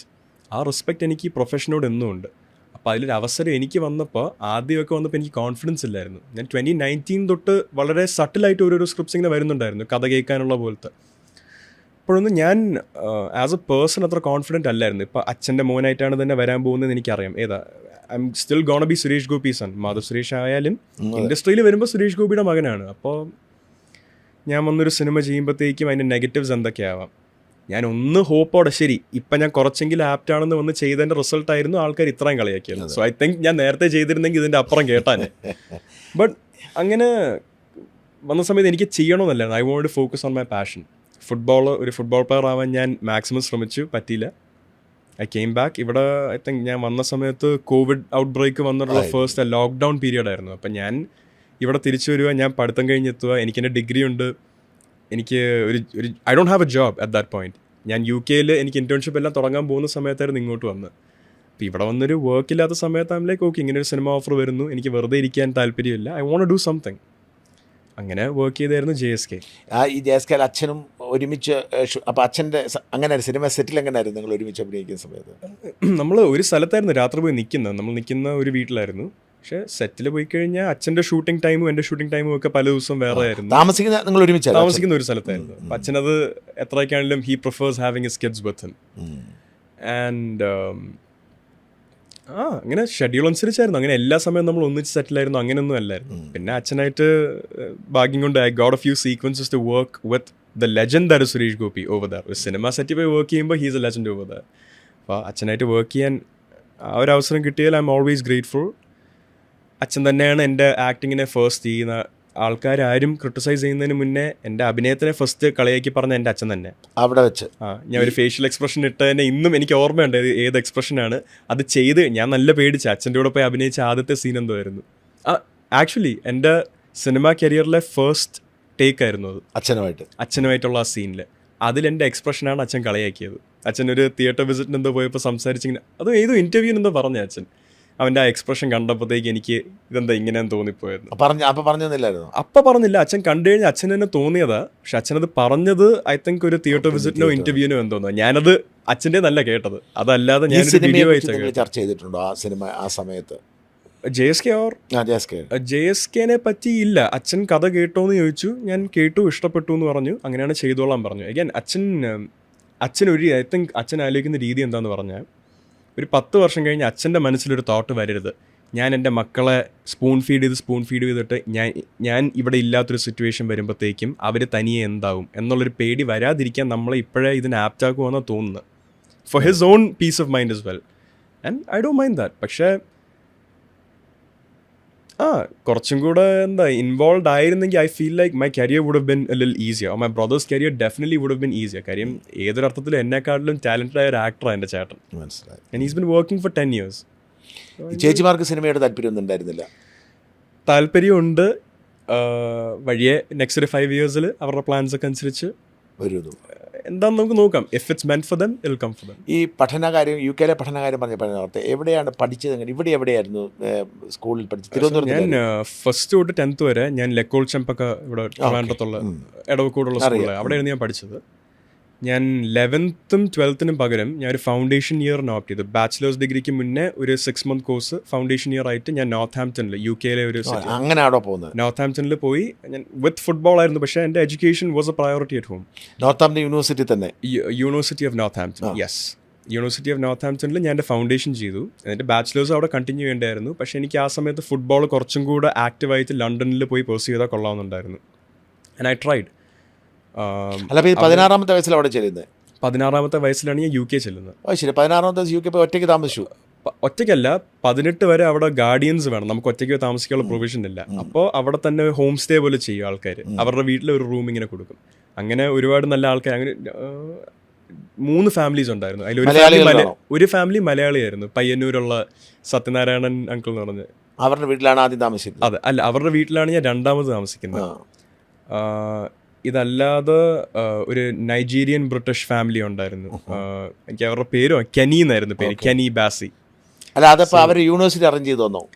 അല്ല, യൂണിവേഴ്സിറ്റി വഴി നമ്മൾ തന്നെ ഇവരെ കോൺടാക്ട് ചെയ്ത് നമ്മൾ തന്നെ അത് ചെയ്യണം. ഐ തിങ്ക് ഇവിടെയാണ് എല്ലാം കുറച്ചും കൂടെ സിസ്റ്റത്തിലെല്ലാം കുറച്ചുകൂടെ ആൾക്കാർക്ക് സ്പൂൺ ഫെഡ് ആയിട്ട് വെച്ചിട്ടുള്ളത്. അവിടെ നമ്മൾ തന്നെ നമ്മുടെ വഴി കണ്ടുപിടിച്ച് പോയി ഓരോ കാര്യങ്ങൾ ചെയ്യേണ്ടി. അതിന് അവർക്ക് മാസം റെന്റ് കൊടുക്കണം.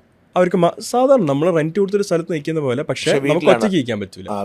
അങ്ങനത്തെ ഒരു സിസ്റ്റം ആയിരുന്നു. അപ്പോൾ എനിക്ക് അവര് പിന്നെ സത്യനങ്കളുടെ അത് കഴിഞ്ഞിട്ട് ബെല്ല എന്ന് പറഞ്ഞ് ഒരു ബ്രിട്ടീഷ് പുള്ളിക്കാരിയായിരുന്നു. She was born and raised in the UK.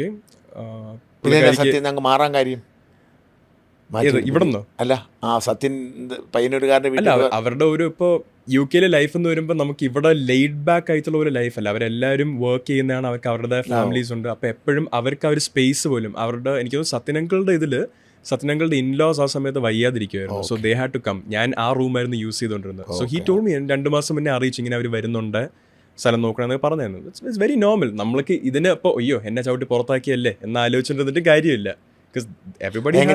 സത്യനെ പോയി കാണുമ്പോൾ അദ്ദേഹം, നിങ്ങൾ അങ്ങനെ യാദൃച്ഛമായിട്ട് ഒരു സ്റ്റുഡന്റ് എന്നതിനെ കണ്ടതല്ലേ? സുരേഷ് ഗോപിയുടെ മോനെന്ന് പറഞ്ഞാലും പറഞ്ഞു തന്നാണോ? അല്ല, സത്യം ഞാൻ ഓണസ്റ്റ്ലി പറയുകയാണെങ്കിൽ എങ്ങനെയാണ് പരിചയപ്പെട്ടതെന്ന് എനിക്ക്, യെസ്, ഞാൻ യൂണിവേഴ്സിറ്റി ഓഫ് നോർത്ത് ആംപ്റ്റണിൻ്റെ ഇന്റർനാഷണൽ കോളേജായിരുന്നു ഫൗണ്ടേഷൻ ഡിഗ്രിക്ക് പോയത്. അപ്പോൾ അവിടെ 2 മലയാളി സ്റ്റാഫ് ഉണ്ടായിരുന്നു, ജോജോ ചേട്ടനും അരുൺ ചേട്ടനും. ഇവരവിടെ ഫുഡൊക്കെ നമുക്ക് സെർവ് ചെയ്തുകൊണ്ടിരുന്നവരായിരുന്നു. അപ്പോൾ ഇവരിങ്ങനെ, ഞാൻ ഒരു സ്ഥലം നോക്കുന്നുണ്ട്, അവർക്ക് പരിചയമുള്ള ആൾക്കാരുണ്ടെന്ന് പറഞ്ഞാൽ അവർ വഴിയാന്ന് തോന്നുന്നു ഞാൻ കണക്ട് ചെയ്തത്. പക്ഷെ അത് കഴിഞ്ഞ് സത്യനങ്കിൾ എൻ്റെ അച്ഛൻ നിന്ന് കാര്യങ്ങൾ നോക്കുന്ന പോലെ സത്യനങ്കിളും ജിഷാൻഡി എൻ്റെ അമ്മ നിന്ന് കാര്യങ്ങൾ ചെയ്യുന്ന പോലെ എനിക്ക് വേണ്ടി ചെയ്തു തന്നിട്ടുണ്ട് UK. അത് കഴിഞ്ഞ് മക്കളുണ്ട് അവർക്ക്, യദുവും നന്ദുവും. അത് കഴിഞ്ഞ് കോഴ്സ് കഴിഞ്ഞ് എത്ര കാലം, ഒരു കൊല്ലം അവിടെ ഉണ്ടായിരുന്നോ? ഇല്ല, ഞാൻ 2020 ജൂലൈ ഓർ ഓഗസ്റ്റിലാണ് എൻ്റെ ഗ്രാജുവേഷൻ. ഞാൻ തിരിച്ചു പോവുക ചെയ്തത്. അത് ഈ ഡിപ്ലോമ, ഈ പറയുന്ന? അതെ, ഡിപ്ലോമ. എൻ്റെ ബാച്ചിലേഴ്സ് ഡിഗ്രിയുടെ +2 പകരമുള്ള കോഴ്സാണ് ഇത്? അല്ലല്ല, +2 പകരം +1 +2 ഈ 2 വർഷത്തിന് പകരം 6 monthsലാണ് ഞാൻ ഫൗണ്ടേഷൻ ഡിഗ്രി ചെയ്തത്. ശരി. അത് കഴിഞ്ഞുള്ള എൻ്റെ ബാച്ചിലേഴ്സ് ഡിഗ്രി ആയിരുന്നു 2018 ജനുവരി തൊട്ട് 2020 മെയ് വരെ ഉള്ള. അല്ല, ബാച്ചിലേഴ്സ് അല്ല, +2 പകരമുള്ള കോഴ്സ്, അവിടുത്തെ A level. അല്ല, A levels അല്ല. അതാ ചേട്ടാ കുറച്ച് കൺഫ്യൂസിങ് അത്. ഞാൻ ഇവിടുന്ന് 10 കഴിഞ്ഞല്ലേ പോയി, അതോ +2 കഴിഞ്ഞാണോ പോയത്? ഇവിടുന്ന് 10 കഴിഞ്ഞാൽ പോയത്. 10 കഴിഞ്ഞ് പോയി. അവിടെ ചെന്ന് 6 മാസം ഡിപ്ലോമ എടുത്തു. അവിടെ ചെന്ന് 6 മാസം ചെയ്തത് 11-നും 12-നും പകരം. അത് മതി, 6 മാസം മതി. 6 മാസത്തേത് മതി ഫൗണ്ടേഷൻ ഡിഗ്രി. അത് കഴിഞ്ഞ് നേരെ ഡിഗ്രിക്ക് കയറാം. അത് കഴിഞ്ഞ് നേരെ ഡിഗ്രിക്ക് കയറാം. ആണോ? അത് കൊള്ളാമല്ലോ. അതെനിക്കറിയത്തില്ലായിരുന്നു. ഞാൻ ഓർത്താൽ A level പഠിക്കുന്നത്. എൻ്റെ പിള്ളേർ അവിടെ പഠിക്കുന്നത്. അവർ A level പഠിക്കുന്നത്. അവർക്ക് 13 വരെയുള്ള 11, 12, 13 അതെ. വരെ ഉണ്ട്. ഇവിടുന്ന് 10 കഴിഞ്ഞിട്ട് അവിടെ പോയി ഒരു കൊല്ലം GCC ചെയ്ത് പിന്നെ അവർ എന്ത് ചെയ്തു, 11-ഉം 12-ഉം അല്ല 12-ഉം 13-ഉം A level. അപ്പം അങ്ങനെ വേലാതെ തന്നെ യൂണിവേഴ്സിറ്റിക്ക് ചേരാം. ഇതൊരു ലൂപ്പ് ഹോൾ അല്ല, ഇതൊരു ഓപ്ഷനാണ്. I think depending on the course. Business കോഴ്സിനായിരിക്കും, ഞാൻ ബിസിനസ് മാനേജ്മെൻറ്റാണ് പഠിച്ചത്. ചിലപ്പോൾ അതിന് ചിലപ്പോൾ ഇത് കാണും, വേറൊരു കോഴ്സിന് ഇത് കാണണമെന്നില്ല. പക്ഷേ 11th 12th ഇവിടെ പഠിക്കുന്നതിന് പകരമായിട്ടാണ് ഞാൻ പോയി ഫൗണ്ടേഷൻ. അത് കഴിഞ്ഞിട്ട് പൂർത്തിയാക്കി കഴിഞ്ഞപ്പോഴേക്കും പോന്നോ? പൂർത്തിയാക്കി കഴിഞ്ഞാൽ തിരിച്ചു വന്നു. അത് പൂർത്തിയാക്കാൻ പറ്റിയില്ല. അല്ല, ഫൗണ്ടേഷൻ പൂർത്തിയാക്കിയില്ല. ഫൗണ്ടേഷൻ പൂർത്തിയാക്കി. അത് കഴിഞ്ഞാൽ ലണ്ടനിലോട്ട് മൂവ് ചെയ്ത് 2018. ഇപ്പോൾ 2018 ജനുവരി തൊട്ട് 2020 മെയ് ഓർ ജൂൺ ആയിരുന്നു graduation. Around May to August നടക്കായിരുന്നു ഗ്രാജുവേഷൻ ടൈം. ഫൈനൽ സബ്മിഷൻ മെയിലായിരുന്നു. ഈ ഫൈനൽ സബ്മിഷൻ ഞാൻ 2020 മാർച്ച് തൊട്ട് ഞാൻ വീട്ടിലാണ്. കോവിഡ് സമയത്ത് അവിടെ BBA ചെയ്തോ? BA honours business management. ലണ്ടനിലെ ഏത് യൂണിവേഴ്സിറ്റിയിലായിരുന്നു? London Metropolitan University. London Metropolitan University. Okay. അപ്പോൾ ഞാൻ അത് കഴിഞ്ഞ് ഇവിടെ തിരിച്ചെത്തുമ്പോഴത്തേക്കും കോവിഡാണ്, എൻ്റെ ലോക്ക്ഡൗൺ ആയിരുന്നു. എൻ്റെ ഫൈനൽ അസൈൻമെൻ്റ് ഒക്കെ ഇവിടെ ഓൺലൈൻ ആയിരുന്നു സബ്മിറ്റ് ചെയ്ത്. ആ ഒരു കോഴ്സിനെ പറ്റി പറഞ്ഞ സ്ഥിതിക്ക് that played a big role. എനിക്ക് സിനിമയിലോട്ട് കുറച്ചും കൂടെ കയറാനൊരു താല്പര്യം വരാൻ. എൻ്റെ ഫൈനൽ ഡിസർട്ടേഷൻ എന്ന് പറയുന്നത് ദ റോൾ ഓഫ് പ്രൊഡക്ഷൻ, അതായത് ഒരു പ്രൊഡക്ഷൻ എങ്ങനെ പ്രോപ്പറായിട്ട് ഫങ്ഷൻ ചെയ്യുന്നതിൻ്റെ impact on A good movie being made, അതായിരുന്നു എൻ്റെ ഫൈനൽ ഡിസർട്ടേഷൻ. അപ്പോൾ അതിലെനിക്ക് രാജുവേട്ടൻ, റഞ്ജിമാമൻ, ഷാജിമാമൻ, എൻ്റെ ചേട്ടൻ, അച്ഛൻ, ഒരുപാട് പേര് ഫ്രം ദി ഇൻഡസ്ട്രി, ഗൗരി ചേച്ചി, ജോമോൾ, ഇവരെല്ലാവരും എനിക്ക് ഇൻ്റർവ്യൂ ചെയ്യാൻ പറ്റി. ഇൻ്റർവ്യൂ ചെയ്ത് ഇവരുടെ ഓരോ അഭിപ്രായങ്ങളും കാര്യങ്ങളും പറഞ്ഞു. Their opinion on their answers to my. അവരെ ഞാൻ ഇന്റർവ്യൂ ചെയ്യേണ്ടി വന്നു അവരുടെ അഭിപ്രായം അറിയാൻ വേണ്ടി. അതിന്റെ റിസൾട്ട്സിന്റെ ഒരു കമ്പൈൻഡ് ഇത് വെച്ചാണ് എന്റെ ഡിസർട്ടേഷൻ സബ്മിറ്റ് ചെയ്തത്. അല്ല, എന്നിട്ട് എക്സാം ചെയ്ത് പൂർത്തിയാക്കി. ഞാൻ പറയുന്നത്, ഞാൻ അത് ചെയ്യുന്ന സമയത്ത് ഇവിടെ വന്നിരുന്നായിരുന്നു. കോവിഡ് സമയത്ത് വീട്ടുകാർ കുറച്ച് UK ഡെത്ത് റേറ്റ് ഒക്കെ ഭയങ്കര ഹൈ ആയിരുന്നു. അപ്പോൾ അവർ അറിയത്തില്ലല്ലോ കോവിഡ് എന്താണെന്ന്. അപ്പം വീട്ടിലിരുന്നാൽ മതി എന്നുള്ള സേഫ്റ്റിക്ക് വേണ്ടി എന്നെ വിളിച്ചു വരുത്തി. ഞാൻ വീട്ടിലിരുന്നാണ് ഫൈനൽ അസൈൻമെന്റ് ഒക്കെ ഓൺലൈൻ സബ്മിറ്റ് ചെയ്യുന്നത്. എന്തായാലും ഡിഗ്രി കിട്ടി. I M officially A degree holder. എന്നിട്ട് അത് കഴിഞ്ഞാണ് 2020 എൻഡ് ആയപ്പോൾ വീണ്ടും ഞാൻ UK പോയി ഗ്രാജുവേഷൻ അറ്റൻഡ് ചെയ്യാൻ. എൻ്റെ ചേച്ചി അവിടെ പഠിക്കാനായിട്ട് ആ സമയത്ത് പോയായിരുന്നു, ഇൻറ്റീരിയർ ഡിസൈനിങ്. സോ ഈ സമയത്ത് ഞാൻ പോയി. ചേച്ചി അത് കഴിഞ്ഞ് തിരിച്ചു പോകുന്നു. അല്ലല്ല, ഇളയാൾ, എൻ്റെ തൊട്ട് മുകളിലത്തെ ആള്. ആളിപ്പോൾ ഇൻറ്റീരിയർ ഡിസൈനിങ് പഠിച്ച് ഇപ്പോൾ പോട്ടറി ഒരു ബിസിനസ് ചെയ്യുന്നുണ്ട്, ദ ഗ്രേറ്റ് ലാൻഡ്. ഇവിടെ ശാസ്ത്രമംഗലത്ത് വീട്ടിൽ നമ്മുടെ പ്ലോട്ടിൽ ഒരു ഓഫീസ് പോലെ സെറ്റ് ചെയ്ത് ഷീസ് ഡൂയിങ് പോട്ടറി. സോ അല്ല, അപ്പം ഈ സമയത്ത് പാർട്ട് ടൈം ജോലി ചെയ്യുമായിരുന്നു? ഞാൻ part time work not officially. ഞാൻ ഫസ്റ്റ് അവിടെ പോയ സമയത്ത് you get cash in hand jobs. ഞാൻ അതേപോലെ ആയിരുന്നു ചെയ്തിട്ടുള്ളത്. എനിക്ക് പരിചയമുള്ള എൻ്റെ ഫ്രണ്ട്സ് പോയിരുന്ന സ്ഥലത്ത് 2-3 ഒരുപാട് 18 വയസ്സിനൊക്കെ മുമ്പ് അങ്ങനെ കിട്ടത്തുള്ളൂ. പിന്നെ ഇത് വീട്ടുകാർ അറിഞ്ഞപ്പോഴത്തേക്കും ലൈക്ക്, നിന്നെ ഇപ്പം അവിടെ വിട്ടിരിക്കുന്ന പണിയെടുക്കാനല്ല, നമ്മൾ എക്സ്പെൻസ് ഇവിടെ നോക്കിക്കോളാം, നീ പോയിട്ട് നിന്റെ പഠിത്തം നോക്കിയാൽ മതി എന്ന് പറഞ്ഞ് നേരെ ഒരു ഉത്തരം തന്നു. അതിനുശേഷം ഞാൻ പോയിട്ടില്ല. അത് കഴിഞ്ഞ് 2 കൊല്ലം അവിടെ വർക്ക് ചെയ്യാൻ പെർമിഷൻ കിട്ടുമായിരുന്നു. 2 years സ്റ്റേ ബാക്ക് എന്നുള്ള സാധനം വരുന്നത് ഞാൻ അവിടെ ജോയിൻ ചെയ്തതിന് 2 വർഷം കഴിഞ്ഞ് ജോയിൻ ചെയ്ത ആൾക്കാർക്ക്, തൊട്ടുള്ള ആൾക്കാർക്ക് സംതിങ്, ഞാൻ ഇറങ്ങിക്കഴിഞ്ഞു. Something it was new. Covid സമയത്ത് വന്നൊരു പുതിയ ലോ അത്. അങ്ങനെ വന്നതാണ്. അങ്ങനെ എന്തോ സംതിങ് ലൈക്ക് ദാറ്റ്. കാര്യം എനിക്കതില്ലായിരുന്നു, ആ പ്രൊവിഷൻ എനിക്കില്ല. അങ്ങനെ തിരിച്ചു വന്നു. പിന്നെ പോകാൻ തോന്നിയില്ല. എനിക്ക് അറ്റ്ലീസ്റ്റ് അവിടെ പോയി ഫുള്ള് ഒരു എക്സ്പീരിയൻസ് ഫിനിഷ് ചെയ്യാൻ പറ്റാത്തതിൻ്റെ ഒരു felt like I was missing something. പക്ഷേ ആലോചിച്ചപ്പോഴത്തേക്കും അവിടെ അത് കഴിഞ്ഞൊരു വലിയ ഫൈനാൻഷ്യൽ ക്രൈസിസ് ആയി. അവിടെ പോയി ജീവിക്കാൻ തന്നെ ഇവിടെ ഇരട്ടി പണിയെടുത്തിട്ട് വേണം അവിടെ പോയി കാശ് ചെലവാക്കാൻ. It didn't make sense. ഈ ബ്രിട്ടനിൽ എല്ലായിടും സന്ദർശിച്ചു ആ സമയത്ത്, യാത്ര ചെയ്തോ? ഞാൻ ഒരുപാട്, ഇപ്പം ഞാൻ ഒരു വലിയ മാഞ്ചസ്റ്റർ യുണൈറ്റഡ് ഫാനാണ്. അവരുടെ കളി കാണാൻ ഇതുവരെ പോയില്ല. കാര്യം നമ്മുടെ ടീം കുറച്ച് മോശമായിട്ട് കളിക്കുന്ന ഒരു ഇതായിരുന്നു. ഞാൻ ലിവർപൂൾ ഫാനാണ്. ഞാൻ അവരുടെ കളി കാണാൻ പോകും. ലിവർപൂളും ഞാൻ ലിവർപൂൾ ഫാനിന്റെ കളി കാണാൻ പലതവണ പോയിട്ടുണ്ട്. ഞാൻ ബർമിംഗമിന്റെ ഒരു മാച്ച് കാണാൻ മിൽവോൾ എന്നൊരു ടീമിന്റെ City. ബർമിംഗം സിറ്റിയുടെ മാച്ച് ലണ്ടനിൽ തന്നെ മിൽവോൾ എന്നൊരു ടീമുണ്ട്. അത് ഡിവിഷൻ 2 അവരുടെ ചാമ്പ്യൻഷിപ്പ് സെക്കൻഡ് ഡിവിഷന്, പ്രീമിയർ ലീഗ് കഴിഞ്ഞിട്ടുള്ള ഡിവിഷന്.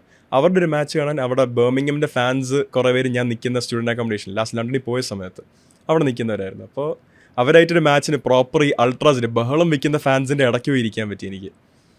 അല്ല, പക്ഷേ അവിടെ ഈ ചെന്ന ഈ ഫുട്ബോൾ പ്രേമി എന്ന നിലയിൽ ഏറ്റവും നല്ല രാജ്യം അത് ബ്രിട്ടൻ തന്നെ. തീർച്ചയായും അത് അവരുടെ മതം. യെസ്, ഈ ബ്രിട്ടന്റെ ജനങ്ങളിലെ നമ്മുടെ ഇവിടെ മതം പോലെ അവിടുത്തെ മതം യഥാർത്ഥത്തിൽ ഫുട്ബോളാണ്. അതെ. അപ്പോൾ അത് ആസ്വദിക്കാൻ പറ്റിയല്ലേ കളി.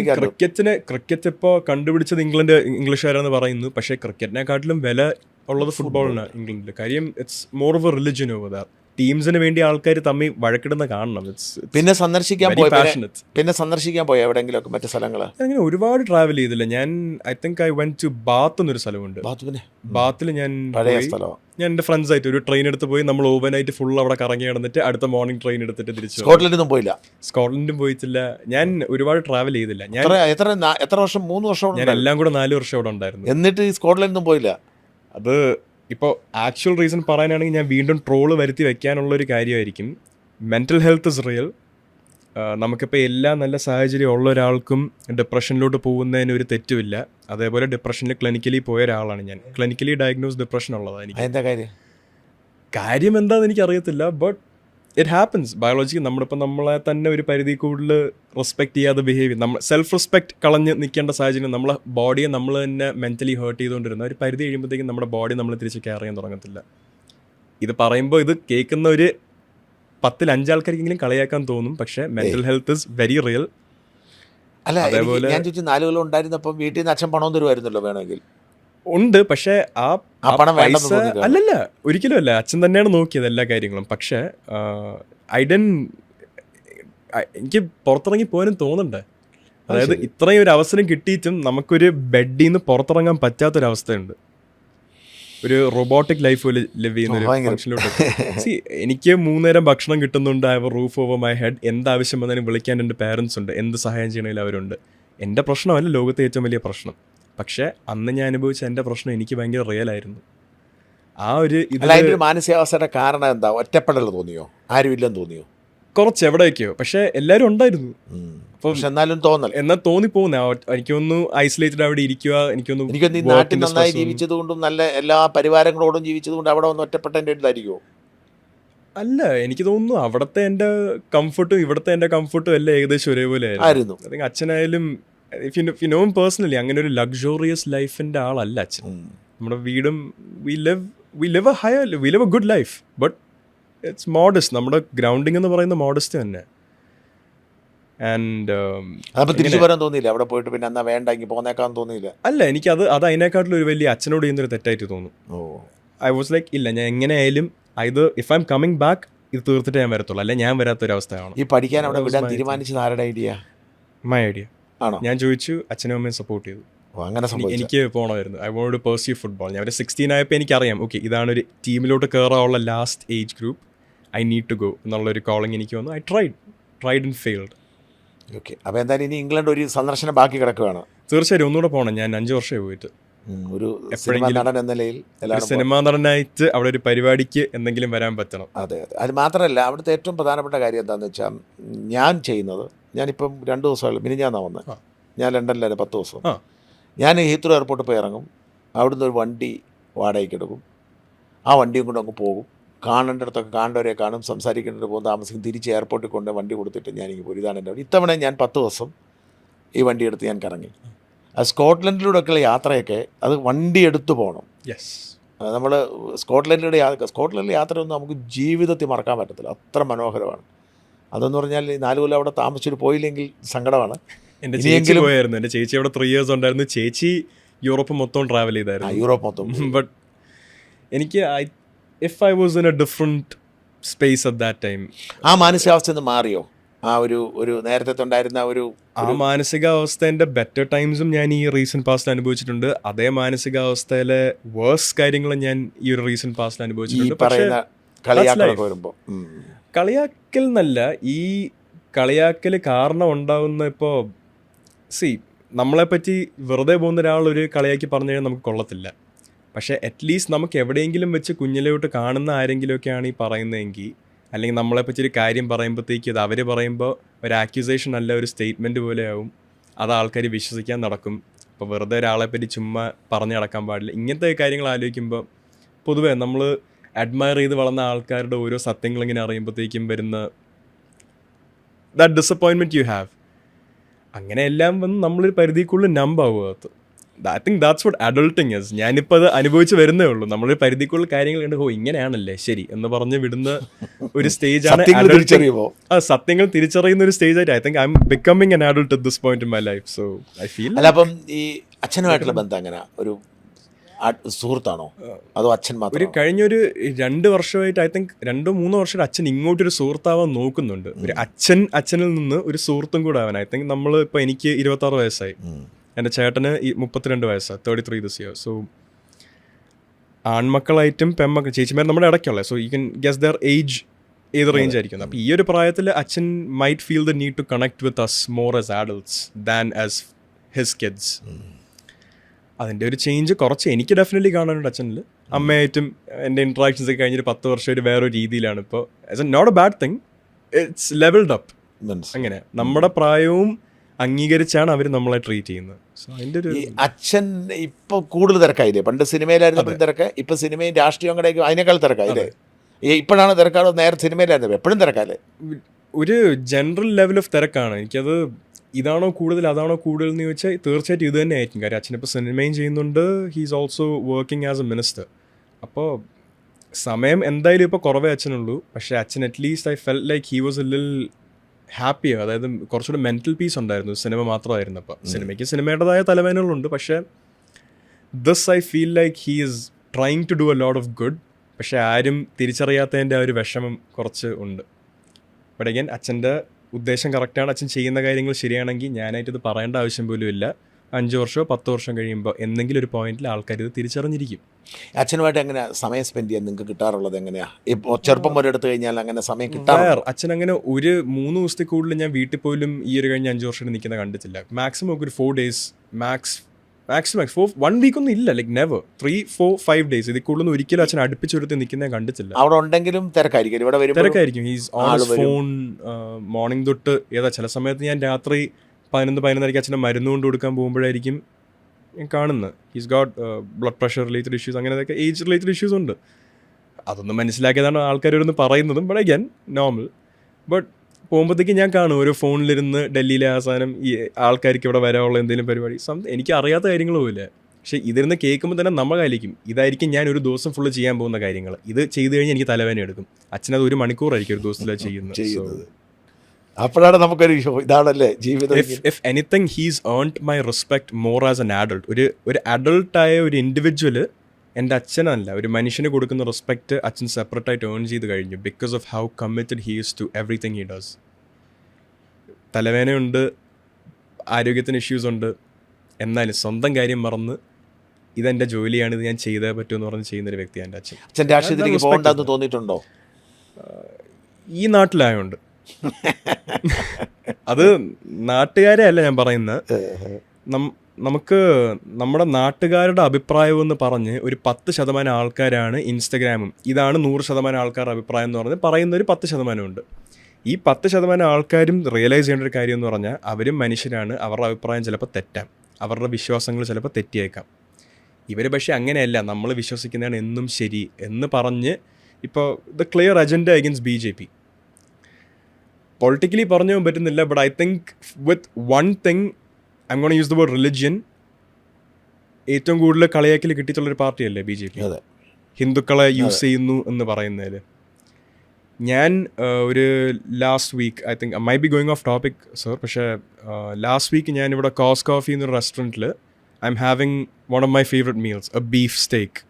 എൻ്റെ അച്ഛനും അറിയാം ഞാൻ അത് കഴിക്കുന്ന കാര്യം. അച്ഛൻ ഇതുവരെ എൻ്റെ അടുത്തൊന്നും കഴിക്കരുതെന്നും കഴിക്കാതിരിക്കണോ അങ്ങനെയൊന്നും പറഞ്ഞിട്ടില്ല. മദ്യപിക്കരുത്, സിഗരറ്റ് വലിക്കരുതെന്ന് പറഞ്ഞിട്ടുണ്ട്, ആരോഗ്യത്തിന് മോശമായുണ്ട്. അതല്ലാതെ എൻ്റെ അച്ഛൻ ഇന്നത് കഴിക്കരുതെന്നും പറഞ്ഞിട്ടില്ല എൻ്റെ അടുത്ത്, including beef.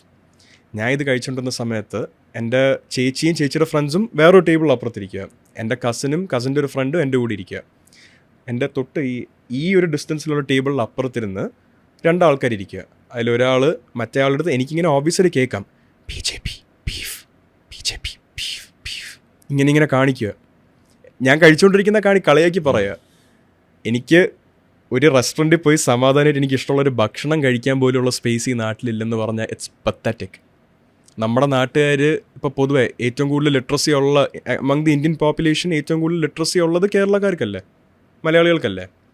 96.3%. At some point 100% ആയിരുന്നു അത്. അപ്പോൾ ഇത് ഇങ്ങനത്തെ ആൾക്കാരിൽ നിന്ന് ഞാൻ ഇതാണോ പ്രതീക്ഷിക്കേണ്ടതെന്ന് ആലോചിച്ച് പോകുന്നൊരു ഫേസിൽ അച്ഛൻ്റെ രാഷ്ട്രീയം ഇതിൽ നേരെ എടുത്തുമ്പോഴത്തേക്കും പറയും ഇവർ ഈ BJP ആയിട്ടും ബീഫെന്നും പറഞ്ഞ് കളിയാക്കാൻ മാത്രമേ എൻ്റെ അച്ഛനെ കാണത്തുള്ളൂ. എൻ്റെ അച്ഛന് ഈ 10,000 കോടി കൊണ്ട് ഇവരുടെ കൈ കൊണ്ട് കൊടുത്താലും എൻ്റെ അച്ഛൻ്റെ മുഖത്ത് നോക്കി ബീഫ് എന്ന് പറയാൻ ഇവർക്ക് അറിയാവുള്ളൂ പലർക്കും. So it's fine. എന്നിട്ട് അതിൻ്റെ അകത്ത് ഇടപെട്ടോ, പ്രതികരിച്ചോ? ഇല്ല. ഞാൻ പ്രതികരിച്ച രീതി കുറച്ച് കൂടുതലായി പോയെന്ന് എനിക്ക് തോന്നി. ഞാൻ അവിടെ നിന്ന് എണീറ്റ് പോയിട്ട് സൈഡിലെ ചേച്ചിയുടെ ടേബിളിൽ പോയിട്ട് ഈ സംസാരിക്കുന്ന ശബ്ദത്തിൽ നിന്ന് ഈ ഒരു ശബ്ദത്തിലോട്ട് അവർക്കൂടെ കേൾക്കാൻ പറ്റുന്ന രീതിയിൽ ഞാൻ പറഞ്ഞു, ചില ആൾക്കാർക്ക് പബ്ലിക്കിലിരുന്ന് കഴിഞ്ഞാൽ എങ്ങനെ മറ്റൊരാളുടെ കംഫർട്ട് നോക്കണമെന്ന് അറിയത്തില്ല, ചില ആൾക്കാർ ഇങ്ങനെ ആയിപ്പോയെന്ന് പറഞ്ഞ് അവരെയും കൂടെ കേൾക്കാൻ മനസ്സിലാക്കി. എക്സാക്ട്ലി പറഞ്ഞ വാക്കുകൾ ഇംഗ്ലീഷിൽ കേട്ടു, അവരും കേട്ടു. കൂടെ ഇരുന്ന 2 പയ്യന്മാർ തമ്മിലൊരു വഴക്കായിട്ട് ഒരു 15 മിനിറ്റ് കഴിഞ്ഞപ്പോൾ അവരവിടെ നിന്ന് പോയി. നമ്മൾ പക്ഷെ നേരിട്ട് ഇടപെടാൻ പോയില്ല. നേരിട്ട് ഇടപെട്ട് കഴിഞ്ഞാൽ സുരേഷ് ഗോപിയുടെ മകൻ റെസ്റ്റോറൻറ്റിൽ തല്ലുണ്ടാക്കി. നമ്മൾ അതിലേക്ക് വരാം. അല്ല, ഞാൻ ചോദിക്കുന്നത്, ഞാൻ ഈ ഒരു ഇതിനെ അപ്പോൾ അങ്ങനെ ഒരു പ്രകോപനം ഉണ്ടായിട്ടും സാധാരണ മാധവൻ്റെ ഞാൻ കേട്ട സ്വഭാവം അനുസരിച്ച് അപ്പം തന്നെ പ്രതികരിക്കേണ്ടതാണ്, അപ്പം തന്നെ ചോദിക്കേണ്ടതാണ്. അപ്പോൾ അത് ചോദിക്കേണ്ട എന്നുള്ള ഒരു തിരിച്ചറിവിലേക്ക് വന്നത് എങ്ങനെയാണ്? ഒരു ഇൻസിഡന്റ് ഉണ്ടായി. ഐ തിങ്ക് സാറിന് അറിയാം. ഞാൻ സാറായിട്ട് നേരിട്ട് വിളിച്ച് സംസാരിച്ച ഒരു ഇൻസിഡന്റ് ആയിരുന്നു. വിനോദ് കൃഷ്ണൻ. ഈ പറയുന്ന വിനോദ് കൃഷ്ണനായിട്ട് ഇന്ന് എനിക്ക് പേഴ്സണലി ഒരു പ്രശ്നമില്ല. കാര്യം ആ ഇഷ്യൂവിൽ അദ്ദേഹം അവസാനം ഒരു മര്യാദ കാണിച്ചു. നമ്മുടെ 2 പേരുടെ ഭാഗത്തും തെറ്റുണ്ടായിരുന്നു. ആരെയാ ഫസ്റ്റ് ചെയ്തത് സെക്കൻഡ് ചെയ്തതെന്ന് ഇപ്പം ഞാൻ പറയുന്നില്ല.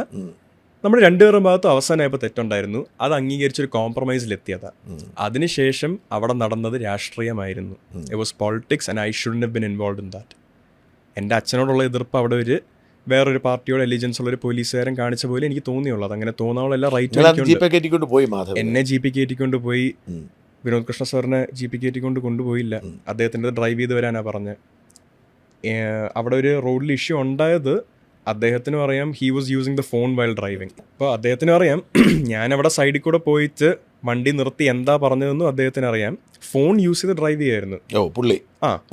ഞാൻ ചേട്ടാന്നാ വിളിച്ചതെന്ന് എനിക്ക് ഓർമ്മയില്ല. ഞാൻ എടോന്നായിരിക്കും വിളിച്ചത്. ഫോൺ താഴെയിട്ട് വണ്ടി ഓടിക്കടോ എന്നാണ് പറഞ്ഞത്. ലൈൻ മാറി മാറി പോവായിരുന്നു.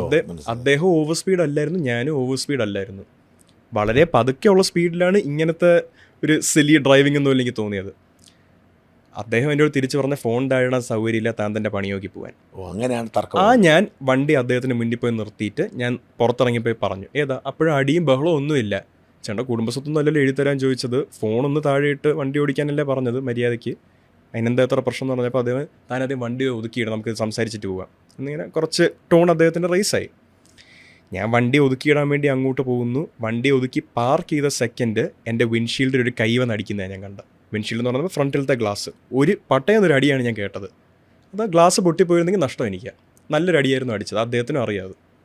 ഞാൻ പുറത്തിറങ്ങി വന്ന് വണ്ടി എന്തിനാണ് കൈവയ്ക്കുന്നതെന്ന് ചോദിച്ചു പോയപ്പോൾ എൻ്റെ കോളറിൽ കയറി കൈ ഇങ്ങനെ റോൾ ചെയ്ത് പിടിച്ചിട്ട് പറഞ്ഞു, തനിക്ക് എന്നെ അറിയത്തില്ല, താൻ വിവരം അറിയുമെന്ന് പറഞ്ഞു. അറ്റ് ദിസ് പോയിന്റ് എൻ്റെ തെറ്റുകൾ തുടങ്ങി. ഞാൻ അതേ കൈ മടക്കിയിട്ട് പറഞ്ഞു, താൻ എൻ്റെ ദേഹത്ത് കൈവച്ചാൽ തൻ്റെ 2 കൈ അവിടെ ഓടിച്ചിട്ടേ പോകത്തുള്ളൂ. അത് അവർ റെക്കോർഡിങ് ചെയ്തു. അത് റെക്കോർഡ് ചെയ്തിട്ടില്ല. അത് ഞാൻ ഇപ്പോൾ ഓപ്പണായിട്ട് പബ്ലിക് അറിയാൻ വേണ്ടി പറഞ്ഞത്. എൻ്റെ ദേഹത്തിന് ആരെങ്കിലും റാൻഡമായിട്ട് ഒന്ന് കൈവയ്ക്കാൻ തോന്നിയാൽ ഇത് തന്നെ ആയിരിക്കും എൻ്റെ ഉത്തരവെന്ന്. ബട്ട് അദ്ദേഹം അത് കഴിഞ്ഞിട്ട് ആ ഒരു പോയിന്റ് കഴിഞ്ഞപ്പോൾ അദ്ദേഹം അങ്ങനെ ഒരുപാട് റേസായി പറയുകയോ ബഹളം വയ്ക്കുകയോ ഒന്നും ചെയ്തില്ല. പിന്നെ നാട്ടുകാർ കൂടി അവിടെ ബഹളമായി. അദ്ദേഹം വണ്ടിയെടുത്ത് പോകാൻ നോക്കി. അതാണ് ആ പോയിന്റിൽ അദ്ദേഹം വണ്ടിയെടുത്ത് ആ പോയിന്റിൽ എൻ്റെ ദേഹത്ത് കൈവച്ചും കൂടെ കഴിഞ്ഞാൽ നാട്ടുകാർ കണ്ടപ്പോൾ ഞാൻ പോലീസിൽ വിളിച്ച് പരാതി തരാൻ പറഞ്ഞു. അദ്ദേഹം ആ പോയിന്റിൽ ഫോണിൽ നിന്ന് CIനെ വിളിക്കുന്നത് എനിക്ക് എടുത്തു പറഞ്ഞു, CIനെ വിളിക്കണം എന്ന് പറയുന്നത്. ഇത് കഴിഞ്ഞിട്ട് പോലീസ് വരുന്നു, അവിടെ ജീപ്പ് വരുന്നു, അവിടെ എൻ്റെ ഇദ്ദേഹത്തിനെ ഇടയ്ക്ക് കയറുന്നു. എൻ്റെ കാര്യങ്ങൾ കേൾക്കാൻ പോലും വന്നില്ല. എൻ്റെ അച്ഛൻ്റെ PSO ഉണ്ട്, വിഷ്ണു ചേട്ടൻ അവിടെ എത്തി. ഞാൻ വിളിച്ച് പോലീസിനെ പരാതി പറഞ്ഞത് നാട്ടുകാരും വിളിക്കുന്നില്ല എന്ന് കണ്ടപ്പോഴത്തേക്കും ഞാൻ PSO വിഷ്ണു ചേട്ടനെ വിളിച്ചു പറഞ്ഞു, ചേട്ടാ ഇങ്ങനെ ഇഷ്യൂ ഉണ്ട്, പോലീസിലൊന്ന് വിളിച്ച് എന്നെ ഹെൽപ്പ് ചെയ്യാൻ വരാൻ പറയാമെന്ന്. ഇതാണ് കാര്യം. ഫുൾ ഡീറ്റെയിൽ ഞാൻ പറഞ്ഞു. ഇത് വിളിച്ച് പരാതിയും പറഞ്ഞു. വിഷ്ണു ചേട്ടൻ എത്തുകയും ചെയ്തു. വീട്ടിനടുത്തുണ്ടായിരുന്നു. ഞാൻ അച്ഛനെ ഇതിന് 10 മിനിറ്റ്സ് മുന്നേ വീട്ടിൽ കൊണ്ട് ഡ്രോപ്പ് ചെയ്തിട്ട് വരുന്ന ഞാൻ. ഈ ഒരു 10 മിനിറ്റ്സ് ഗ്യാപ്പിൽ വിഷ്ണു ചേട്ടൻ എത്തുന്നു. വിഷ്ണു ചേട്ടൻ പറഞ്ഞു, സാറേ ഞാനും വിളിച്ച് പരാതി പറഞ്ഞേ. നിയമത്തിൻ്റെ ഇടയ്ക്ക് നിന്ന് കഴിഞ്ഞാൽ തന്നെയും പിടിച്ച് ജീപ്പിലിട്ടുകൊണ്ട് കൊണ്ടുപോകുമെന്ന് എൻ്റെ അച്ഛൻ്റെ PSOനെ വരെ പോലീസുകാരൻ. ഈ പോലീസുകാരൻ്റെ പേരും ഞാൻ പറയുന്നില്ല, ഏത് സ്റ്റേഷനാണെന്ന് ഞാൻ പറയത്തില്ല. കാര്യം ഇത് തപ്പിപ്പിടിച്ച് പോയി കഴിഞ്ഞാൽ വളരെ എളുപ്പമാണ്. ഈ സമയത്ത് ഡ്യൂട്ടി ആർക്കായിരുന്നു, ഇത് ആരാ ചെയ്തെന്ന് കണ്ടുപിടിക്കാൻ വളരെ എളുപ്പമാണ്. അത് കാരണം ഇനി ആൾക്കാർ ഈ പോലീസുകാരൻ്റെ ജീവിതം ഒന്നും തൊലയ്ക്കാൻ പോകാൻ എനിക്കും താല്പര്യമില്ല. കാര്യങ്ങൾ സംഭവിച്ചാൽ കഴിഞ്ഞു, ഇറ്റ്സ് ഡൺ. ഞാനിവിടെ ജീവനോടെ ഉണ്ട്, അദ്ദേഹവും ജീവനോടെ ഉണ്ട്. എനിക്കും എൻ്റെ വീട്ടുകാർക്കും ഒരു കുറച്ച് നാണക്കേടായി. പക്ഷേ we've gotten used to people trying to do this to us. Police സ്റ്റേഷനിൽ കൊണ്ടുപോയിട്ട് ഞാനവിടെ വളരെ ഓപ്പണായിട്ട് അതേ സ്റ്റേഷനിൽ വെച്ചാണ് പറഞ്ഞത്, നിങ്ങൾക്ക് എല്ലാ ഓഫീസേഴ്സിനും അറിയാം പോലീസിൽ വിശ്വാസമുള്ള ഒരാളാണ് ഞാൻ. പക്ഷേ ഇതുപോലത്തെ ഓഫീസേഴ്സിനെ കാണുമ്പോൾ വിശ്വാസം പോവുക. ഇനി ആരെങ്കിലും ചത്ത് റോഡിൽ കിടന്നാലും ഞാൻ നിങ്ങളെ വിളിക്കത്തില്ലെന്ന് ഞാൻ പറഞ്ഞു. ഞാൻ വല്ല ആംബുലൻസും വിളിക്കും, ഞാൻ പോലീസിനെ വിളിച്ച് അറിയിക്കത്തില്ല. ആരെങ്കിലും തമ്മിൽ തല്ലി കൊല്ലാൻ നിൽക്കുന്നതാണ് ഞാൻ വിളിക്കത്തില്ലെന്ന് ഞാൻ അതുപോലെ തന്നെ പറഞ്ഞു. കാര്യം ഇൻസ്പെക്ടർ SHO ഹെൽപ്ഫുൾ ആയിരുന്നു, CI ഹെൽപ്ഫുള്ളായിട്ടല്ല ആദ്യം വന്നത്. എൻ്റെ ഇമോഷൻ കണ്ട് ഇപ്പോൾ ടു ബി ഓണസ്റ്റ് ഞാൻ അങ്ങനെ ഒരു പോലീസ് സ്റ്റേഷനിൽ പോയി സംസാരിക്കുമ്പോൾ എന്നെ വേണമെങ്കിൽ അവർക്ക് പിടിച്ച് റിമാൻഡിലിടാം. അത് ചെയ്യാത്തൊരു മര്യാദ അദ്ദേഹം കാണിച്ചു എന്ന് എനിക്ക് പറയാൻ പറ്റും. പക്ഷെ ഞാൻ അവിടെ ഒരു ഇമോഷണലായിട്ട് എനിക്ക് പറ്റിയൊരു ചതി ഫ്രം ദ പോലീസ്. അവിടെ പോലീസ് ഒരു ഇന്ത്യൻ പൗരനെ പ്രൊട്ടക്ട് ചെയ്യുന്നതിന് പകരം എന്നെ ഒരു BJP മിനിസ്റ്ററിൻ്റെ മകനായിട്ട് കണ്ടു. അതിനെ മാക്സിമം മീഡിയയിലിട്ട് മിൽക്ക് ചെയ്യാൻ ഒരു അവസരം ഉണ്ടാക്കി. ഓൾമോസ്റ്റ് 2 വീക്സോളം മീഡിയയിൽ ഇത് ലൈം ലൈറ്റിൽ. അതിന് കളിയാക്കൽ കേട്ടത് ഞാൻ, എൻ്റെ കുടുംബമാണ് കേട്ടത്. ഈ പോലീസുകാരനെ ആരും പറയത്തില്ല. അച്ഛൻ വഴക്ക് പറഞ്ഞോ? അച്ഛൻ വഴക്ക് പറഞ്ഞില്ല. അച്ഛന് സാധാരണയുള്ള സിറ്റുവേഷനിൽ അച്ഛൻ വഴക്ക് പറഞ്ഞ കാര്യം കേൾക്കത്തുള്ളൂ. പക്ഷേ ഇത് അച്ഛൻ്റെ അടുത്ത് ഞാൻ പറയുന്നതിന് മുന്നേ അച്ഛൻ്റെ PSO പോയി കാര്യം പറഞ്ഞു. ഇവർക്ക് എല്ലാവർക്കും അറിയാം എന്താ സംഭവിച്ചതെന്ന്. പക്ഷേ അഗൈൻ ദിസ് ഈസ് ലൈഫ്. ഞാൻ ഒരു BJP മിനിസ്റ്ററിൻ്റെ മകനാണ്, ഞാൻ ഒരു സിനിമാ നടനാവാൻ നോക്കുന്ന ഒരാളാണ്. അപ്പോൾ കളിയാക്കലും അപവാദങ്ങളും again false news, rumours, accusations, this is all part and parcel of ആ ലൈഫ് എന്ന് പറഞ്ഞ് നിൽക്കുന്ന ആളാണ്. മലയാളികളായതുകൊണ്ട് ഞാൻ ബെറ്റർ എക്സ്പെക്റ്റ് ചെയ്യും. I feel like Malayalis are a little better. അത് എൻ്റെ ഒരു ബയസാണ്. ഞാനൊരു മലയാളി ആയതുകൊണ്ടുള്ള എൻ്റെ ഒരു ബയസായിരിക്കും അത്. പക്ഷേ അത് ഇല്ല എന്നുള്ളത് തെളിഞ്ഞുകൊണ്ടിരിക്കും ഓരോ ദിവസമായിട്ട്. Feel like we are just like any other person, the same. അന്ന് വീട്ടിൽ ചെല്ലുന്നത് എത്ര മണിയായി? അന്ന് ഞാൻ അച്ഛനെ വീട്ടിൽ ഡ്രോപ്പ് ചെയ്യുമ്പോൾ 10:30 ആണ്. നമുക്ക് വീടും അപ്പാർട്ട്മെൻറ്റും ഉണ്ട്. സോ അച്ഛനെ ഡ്രോപ്പ് ചെയ്തിട്ട് നമ്മുടെ ഫാമിലിയിൽ ഒരു വെഡ്ഡിങ്ങും ഉണ്ടായിരുന്നു. അപ്പോൾ അവരോട്ട് ഞാൻ തിരിച്ചു പോകുമായിരുന്നു. ഞാൻ ഈ പോകുന്ന വഴിക്കാണ്, അച്ഛനെ വിട്ടിട്ട് തിരിച്ചു പോകുന്ന വഴിക്കാണ് ഇൻസിഡൻറ്റ് ഉണ്ടാകുന്നത്. എല്ലാം കൂടി ഒരു 5 minutes ഡിസ്റ്റൻസേ ഉള്ളൂ. അത് തിരിച്ചു ചെന്നപ്പോൾ ആകെ ഒരു മൂകാവസ്ഥ. വാർത്ത പിറ്റേ ദിവസം വന്നത്. ഞാൻ അന്ന് വീട്ടിലല്ല പോയി നിന്നത്. ഞാൻ വീട്ടിലല്ല പോയി നിന്നത്, ഞാൻ എൻ്റെ അപ്പാർട്ട്മെൻറ്റിലാണ് പോയി. അമ്മ വഴക്ക് പറഞ്ഞു ഇത് കഴിഞ്ഞിട്ട്? വഴക്കൊന്നും പറഞ്ഞില്ല, ബിക്കോസ് ദേ ന്യൂ എന്താ സംഭവിച്ചതെന്ന്. ഇഫ് എനിത്തിങ് എനിക്ക് ഭയങ്കര വിഷമം. അപ്പം അച്ഛൻ ഗതികെട്ട അവസ്ഥയിലാണ് പറയുന്നത്, മോനെ എൻ്റെ രാഷ്ട്രീയം ഇതായിപ്പോയി, ഈ നാട്ടുകാർ എന്നെ വിടത്തില്ല വെറുതെ, നീയോ അത് അനുഭവിക്കേണ്ടി വരും എന്ന് പറയുന്ന. അതായത് ഈ നാട്ടുകാരെന്ന് നമ്മൾ പറയുമ്പോഴത്തേക്കും ഭയങ്കര ഒരു ജനറൽ ടേമാണ്. ഐ ഷുഡ് എടുത്തെടുത്ത് ഓരോ തവണ ഞാൻ പറയണമെന്ന് തോന്നുന്നു. ഇപ്പോൾ ഏതെങ്കിലും കട്ടിൽ ഇനി പറഞ്ഞില്ലെങ്കിലോ എന്നുള്ള വെച്ച് ഒരു 10% ആൾക്കാർ, 20% ആൾക്കാർ, ഈ 20% ആൾക്കാർ ഭയങ്കരമായിട്ട് അവരുടെ വോയിസ് അറിയിക്കും. കാരണം അവരുടെ ലൈഫ് കൊണ്ട് അവർക്ക് വേറെ പണിയൊന്നുമില്ല. എന്തെങ്കിലും ചെയ്യുന്ന ആൾക്കാർ നല്ലത് ചെയ്യുന്ന ആൾക്കാർ എന്തെങ്കിലും കുറ്റം പറഞ്ഞുകൊണ്ടിരിക്കുമെന്ന് തന്നെ ഉള്ളൂ പണി. ബട്ട് ഇത് കേൾക്കുന്നത് ഈ 100% ആൾക്കാർ ഇത് കാണുന്നുണ്ട്, കേൾക്കുന്നുണ്ട്. എന്നെപ്പറ്റി അറിയാത്തൊരു സാധാരണ മനുഷ്യന് ഇത് വിശ്വസിച്ച് പോവാം. ആ ഒരു തെറ്റ് എന്നോട് ചെയ്യാൻ ഞാൻ ഇവരോട് എന്താ ചെയ്തിട്ടുള്ളത്? I don't think I hurt them anything like that. Suresh ഗോപിയുടെ മകനായി അതിൻ്റെ ഒരു വിഷമം ഞാൻ പറഞ്ഞു. സുരേഷ് ഗോപിയുടെ മകൻ എന്നൊരു അഭിമാനവും സന്തോഷവും ആകുമ്പോൾ തന്നെ ഇത്തരം അനാവശ്യമായ വിവാദങ്ങൾ ചെന്ന് പാടുന്നതിൻ്റെ ഒരു വിഷമമില്ലേ? അല്ല, ഐ എം വെരി ഗ്രേറ്റ്ഫുൾ. ഈ ഒരു അച്ഛന് ജനിക്കാൻ പറ്റിയതിൽ ഒരുപാട് സന്തോഷമുണ്ട്, അങ്ങനെ പറയാനാണെങ്കിൽ. ബട്ട് ഇത് കാരണമല്ല. ഇപ്പം ഞാൻ അങ്ങനെ നോക്കുകയാണെങ്കിൽ ഇഫ് ഐ വാസ് എനി അത്, ഇപ്പോൾ അച്ഛനല്ലോ ഇഷ്യൂ, അച്ഛനെന്ന വ്യക്തിയല്ല issue, it's BJP, that's the issue. If anything അച്ഛൻ എന്തിനാണ് BJP ജോയിൻ ചെയ്തത്, എങ്ങനെയാണ് BJP ഫങ്ഷൻ ചെയ്യുന്നത്, ഇതെല്ലാം ഒരു ന്യൂട്രൽ സെൻസിൽ നിന്ന് അന്വേഷിച്ചിട്ടൊരു ഓക്കെ എന്നുള്ള. എൻ്റെ അച്ഛൻ BJPയുടെ ഭാഗമാകുന്നതിൽ ഞാനും ഓക്കെ ആണോ? ഞാൻ ഓക്കെ ആണ്. ഒരു പരിധിക്കുള്ള അഭിപ്രായം ഒന്നും പറയാൻ പോകുന്നില്ല. വലിയ ഹാപ്പിയും അല്ല, സാഡും അല്ല. I M okay with it. അച്ഛൻ്റെ പേർപ്പസ് എനിക്കറിയാം. It's his decision, his life. അച്ഛൻ്റെ ഡിസിഷൻ. ആൻഡ് ഓൾസോ മോദിയോടും രാജ്യഭരണത്തോടും നമുക്ക് താല്പര്യമാണ്. ആൻഡ് ഷാജൻ സാറിന് അറിയാവുന്ന പോലെ എൻ്റെ അച്ഛൻ്റെ ലൈഫിൽ അച്ഛൻ ഇത്രയും കാലവും ചെയ്തിട്ടുള്ള അച്ഛൻ്റെ പ്രവർത്തികൾ എന്താണെന്ന് സാറിന് അറിയാവുന്നത്. അതേ പ്രവർത്തികൾ കുറച്ചും കൂടെ നാട്ടുകാർക്ക് വേണ്ടി ചെയ്തു കൊടുക്കാൻ, ആംപ്ലിഫൈഡ് ആയിട്ട് ചെയ്യാനുള്ള അവസരം അച്ഛന് കിട്ടിയെങ്കിൽ അതെടുക്കുന്നതിൽ തെറ്റ് പറയാൻ ഞാൻ ആരുമല്ല. എൻ്റെ അച്ഛൻ്റെ സ്വന്തം കാശാണ് അച്ഛൻ ചെലവാക്കുന്നത്. ഇതിൽ നിന്നൊരു കാശും എടുക്കുന്നില്ല. അച്ഛൻ സാലറി കൈപ്പറ്റിയിട്ടില്ല. ആണോ? അച്ഛൻ്റെ പൊളിറ്റിക്കൽ സാലറി അച്ഛൻ കൈപ്പറ്റിയിട്ടില്ല ഇതുവരെ. എൻ്റെ അറിവനുസരിച്ച് ഉറപ്പായിട്ടും ആസ് എ രാജ്യസഭാ MP എനിക്ക് 100% ഉറപ്പുണ്ട് അച്ഛൻ ഒരു രൂപ പോലും സാലറി എടുത്തിട്ടില്ല. നേരെ അച്ഛൻ്റെ ട്രസ്റ്റിലോട്ട് പോയിട്ട് അച്ഛൻ്റെ ഓരോ കമ്മിറ്റ്മെൻറ്റ്സ് ആയിരുന്നു, ചാരിറ്റി കമ്മിറ്റ്മെൻറ്റ്സ്, ഓഫീസിലോട്ട് വന്ന MP ആയിരിക്കുന്ന സമയത്ത് ഓഫീസിലോട്ട് വന്ന റിക്വസ്റ്റ് ഗവൺമെൻറ് അലൊക്കേഷൻ അല്ലാതെ അച്ഛൻ്റെ ഈ സാലറി വെച്ച് അച്ഛൻ ചെയ്യുമായിരുന്നു.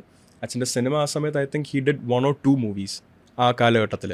അതിൻ്റെ സാലറിയുടെ കുറേയും പോയിരിക്കുന്നത് വീട് വെച്ച് കൊടുക്കാൻ. So you know how he is, I know how he is. അതുകൊണ്ട് മാത്രം എനിക്ക് I can't blame for choosing BJP. I cannot, I don't have the right to. നിങ്ങളുടെ ഫാമിലി ടൈം ഇപ്പം എങ്ങനെ? വല്ലപ്പോഴും ഒത്തു കിട്ടിയെങ്കിലായി ഈ ഉത്സവങ്ങൾക്ക് എല്ലാവരെയും കിട്ടുന്ന അങ്ങനെയല്ല. നമ്മൾ ചിലപ്പോൾ ഇയർലി വൺസ് റാൻഡംലി ഒരു പെർട്ടിക്കുലർ ദിവസം ഒന്നല്ല, ഏതെങ്കിലും ഒരു ദിവസം എന്തെങ്കിലും നമ്മൾ 6 പേര് അവിടെ കാണും. എന്തെങ്കിലും എപ്പോഴും അങ്ങനെ ഒരു എക്സ്പെക്റ്റേഷനും അല്ല, അതങ്ങനെ ഉണ്ടാവണമെന്നും ഇല്ല. വല്ലപ്പോഴും എനിക്ക് ഉണ്ടായാലുണ്ടായി. പിന്നെ ഇപ്പം 6 പേരും അതിൽ ഏറ്റവും യങ്ങസ്റ്റായ ഞാൻ 26 വയസ്സ്. 6 of us, അച്ഛനമ്മ, നമ്മൾ 4 മക്കൾ, അമ്മൂമ്മയുണ്ട്. നമ്മളെല്ലാവരും ഒരിടത്ത് ഈ പ്രായത്തിൽ, especially when my siblings and നമ്മൾ നമ്മുടെ ലൈഫിൽ എന്തെങ്കിലും ആവാൻ നോക്കുന്നൊരു സമയത്ത് ഫുൾ ടൈം വീട്ടിൽ ഇരിക്കാൻ പറ്റത്തില്ല. സോ അങ്ങനെ ഓരോരുത്തരുടെ പണി ചെയ്യുമ്പോൾ ഉള്ള എൻ്റെ ഒരു ഈ സിനിമ മാത്രമായി മാറ്റി വെച്ചിരിക്കും, വേറെ ജോലിക്കൊന്നും പിന്നെ ശ്രമിച്ചില്ല? എന്തെങ്കിലും ബിസിനസ് ചെയ്യാനോ ഒന്നും ശ്രമിച്ചില്ല? ഞാൻ 2-3 ബിസിനസ്സിൽ തലയിട്ടായിരുന്നു എൻ്റെ കൂടെ വർക്ക് ചെയ്യുന്ന ഭാഗമായിട്ട്. When I was in the UK I was also unofficially like helping some business with my knowledge. Officially കോൺട്രാക്റ്റോ പേയ്മെൻറ്റോ ഒന്നും വെച്ചല്ല, എൻ്റെ ഫ്രണ്ട്സിൻ്റെ തന്നെ ബിസിനസ് റൺ ചെയ്യാൻ ഞാൻ ഹെൽപ്പ് ചെയ്തിട്ടുണ്ട്. അതല്ലാതെ ഒഫീഷ്യലി ഞാനൊരു ഇതിൽ വർക്ക് ചെയ്തിട്ടില്ല. വർക്ക് ചെയ്തിട്ടുള്ളത് ഫിലിം റിലേറ്റഡ് ആയിട്ടുള്ള സാധനത്തിന്. അച്ഛൻ്റെ തന്നെ സിനിമകളിലെ പ്രൊഡക്ഷൻ സൈഡിൽ അവരായിട്ട് എനിക്കൊരു ബിസിനസ് ഡിഗ്രി കിട്ടിയ എൻ്റെ എക്സ്പീരിയൻസ് എനിക്ക് മാക്സിമം യൂസ് ചെയ്യാനായിട്ട് അവരെന്നെ ഹെൽപ്പ് ചെയ്തു. അല്ലാതെ I can't call it official work, അല്ലെങ്കിൽ ഒരു പേയ്മെൻറ്റോടെ ഞാൻ വർക്ക് ചെയ്ത പോലെ ഇതുവരെ ഞാൻ ചെയ്തിട്ടില്ല. അപ്പോൾ സിനിമ തന്നെ ചൂസ് ചെയ്തിരിക്കുന്നു, അതിൽ തന്നെ മുമ്പോട്ട് പോകാനാണ് തീരുമാനം? സിനിമ തന്നെ ഞാൻ ചൂസ് ചെയ്തു. 2022 November 6 തൊട്ട് സിനിമ തന്നെയാണ് ഞാൻ ചൂസ് ചെയ്തത്. 3.5 വർഷമായി. 3.5 വർഷമായി എൻ്റെ ഫസ്റ്റ് ഷോട്ട് കഴിഞ്ഞിട്ട്. November 7 sorry. അതാ പറഞ്ഞു. അപ്പം അതിൽ തന്നെ എന്തായാലും നമ്മൾ ആ സിനിമയാണ് ഉദ്ദേശിച്ച് പോകുന്നത്. ഞാൻ വന്നതല്ല സാർ, ഇനി ഞാൻ ജയിച്ചിട്ടേ പോകത്തുള്ളൂ. ഒരു വിട്ടുവീഴ്ചയില്ലേ കാര്യമില്ല. അപ്പോൾ ഒരു പരിധിവരെ the love that I got, എനിക്ക് ക്രൗഡിൽ നിന്ന് ലവും കിട്ടിയിട്ടുണ്ട്, ഹെയ്റ്റും കിട്ടിയിട്ടുണ്ട്. The love that I got always wanted me to keep going. അതായത് ലൈക്ക് എന്തോ, നിങ്ങൾ എൻ്റെ കൂടെ ഉണ്ടല്ലോ, നിങ്ങൾക്ക് വേണ്ടി ഞാൻ ചെയ്യും. അതേ സമയത്ത് എനിക്ക് കിട്ടിയ ഹെയ്റ്റോ വോട്ടെവർ ക്രിറ്റിസിസം ഒന്നും പറയാൻ പറ്റുന്നില്ല, കൂടുതൽ ഹെയ്റ്റാണ്. Criticism has helped me grow. പക്ഷേ ഈ ഹെയ്റ്റ്, അച്ഛനോടുള്ള ഹെയ്റ്റ്, BJPയോടുള്ള ഹെയ്റ്റ്, എൻ്റെ വീട്ടുകാരെ പറഞ്ഞ കാര്യങ്ങൾ, ഇതെല്ലാം എൻ്റെ മനസ്സിൽ എന്നും നിൽക്കും. അതൊരിക്കലും എനിക്ക് മറക്കാൻ പറ്റില്ല. I M A human being. ആ വാശി എന്നെ ഒരിക്കലും നിർത്താൻ സമ്മതിക്കില്ല.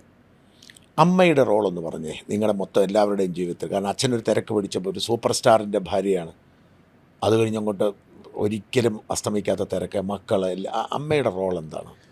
അമ്മ, I feel like she is the rock for all 5 of us. അച്ഛൻ ആൻഡ് ഹെർ 4 kids.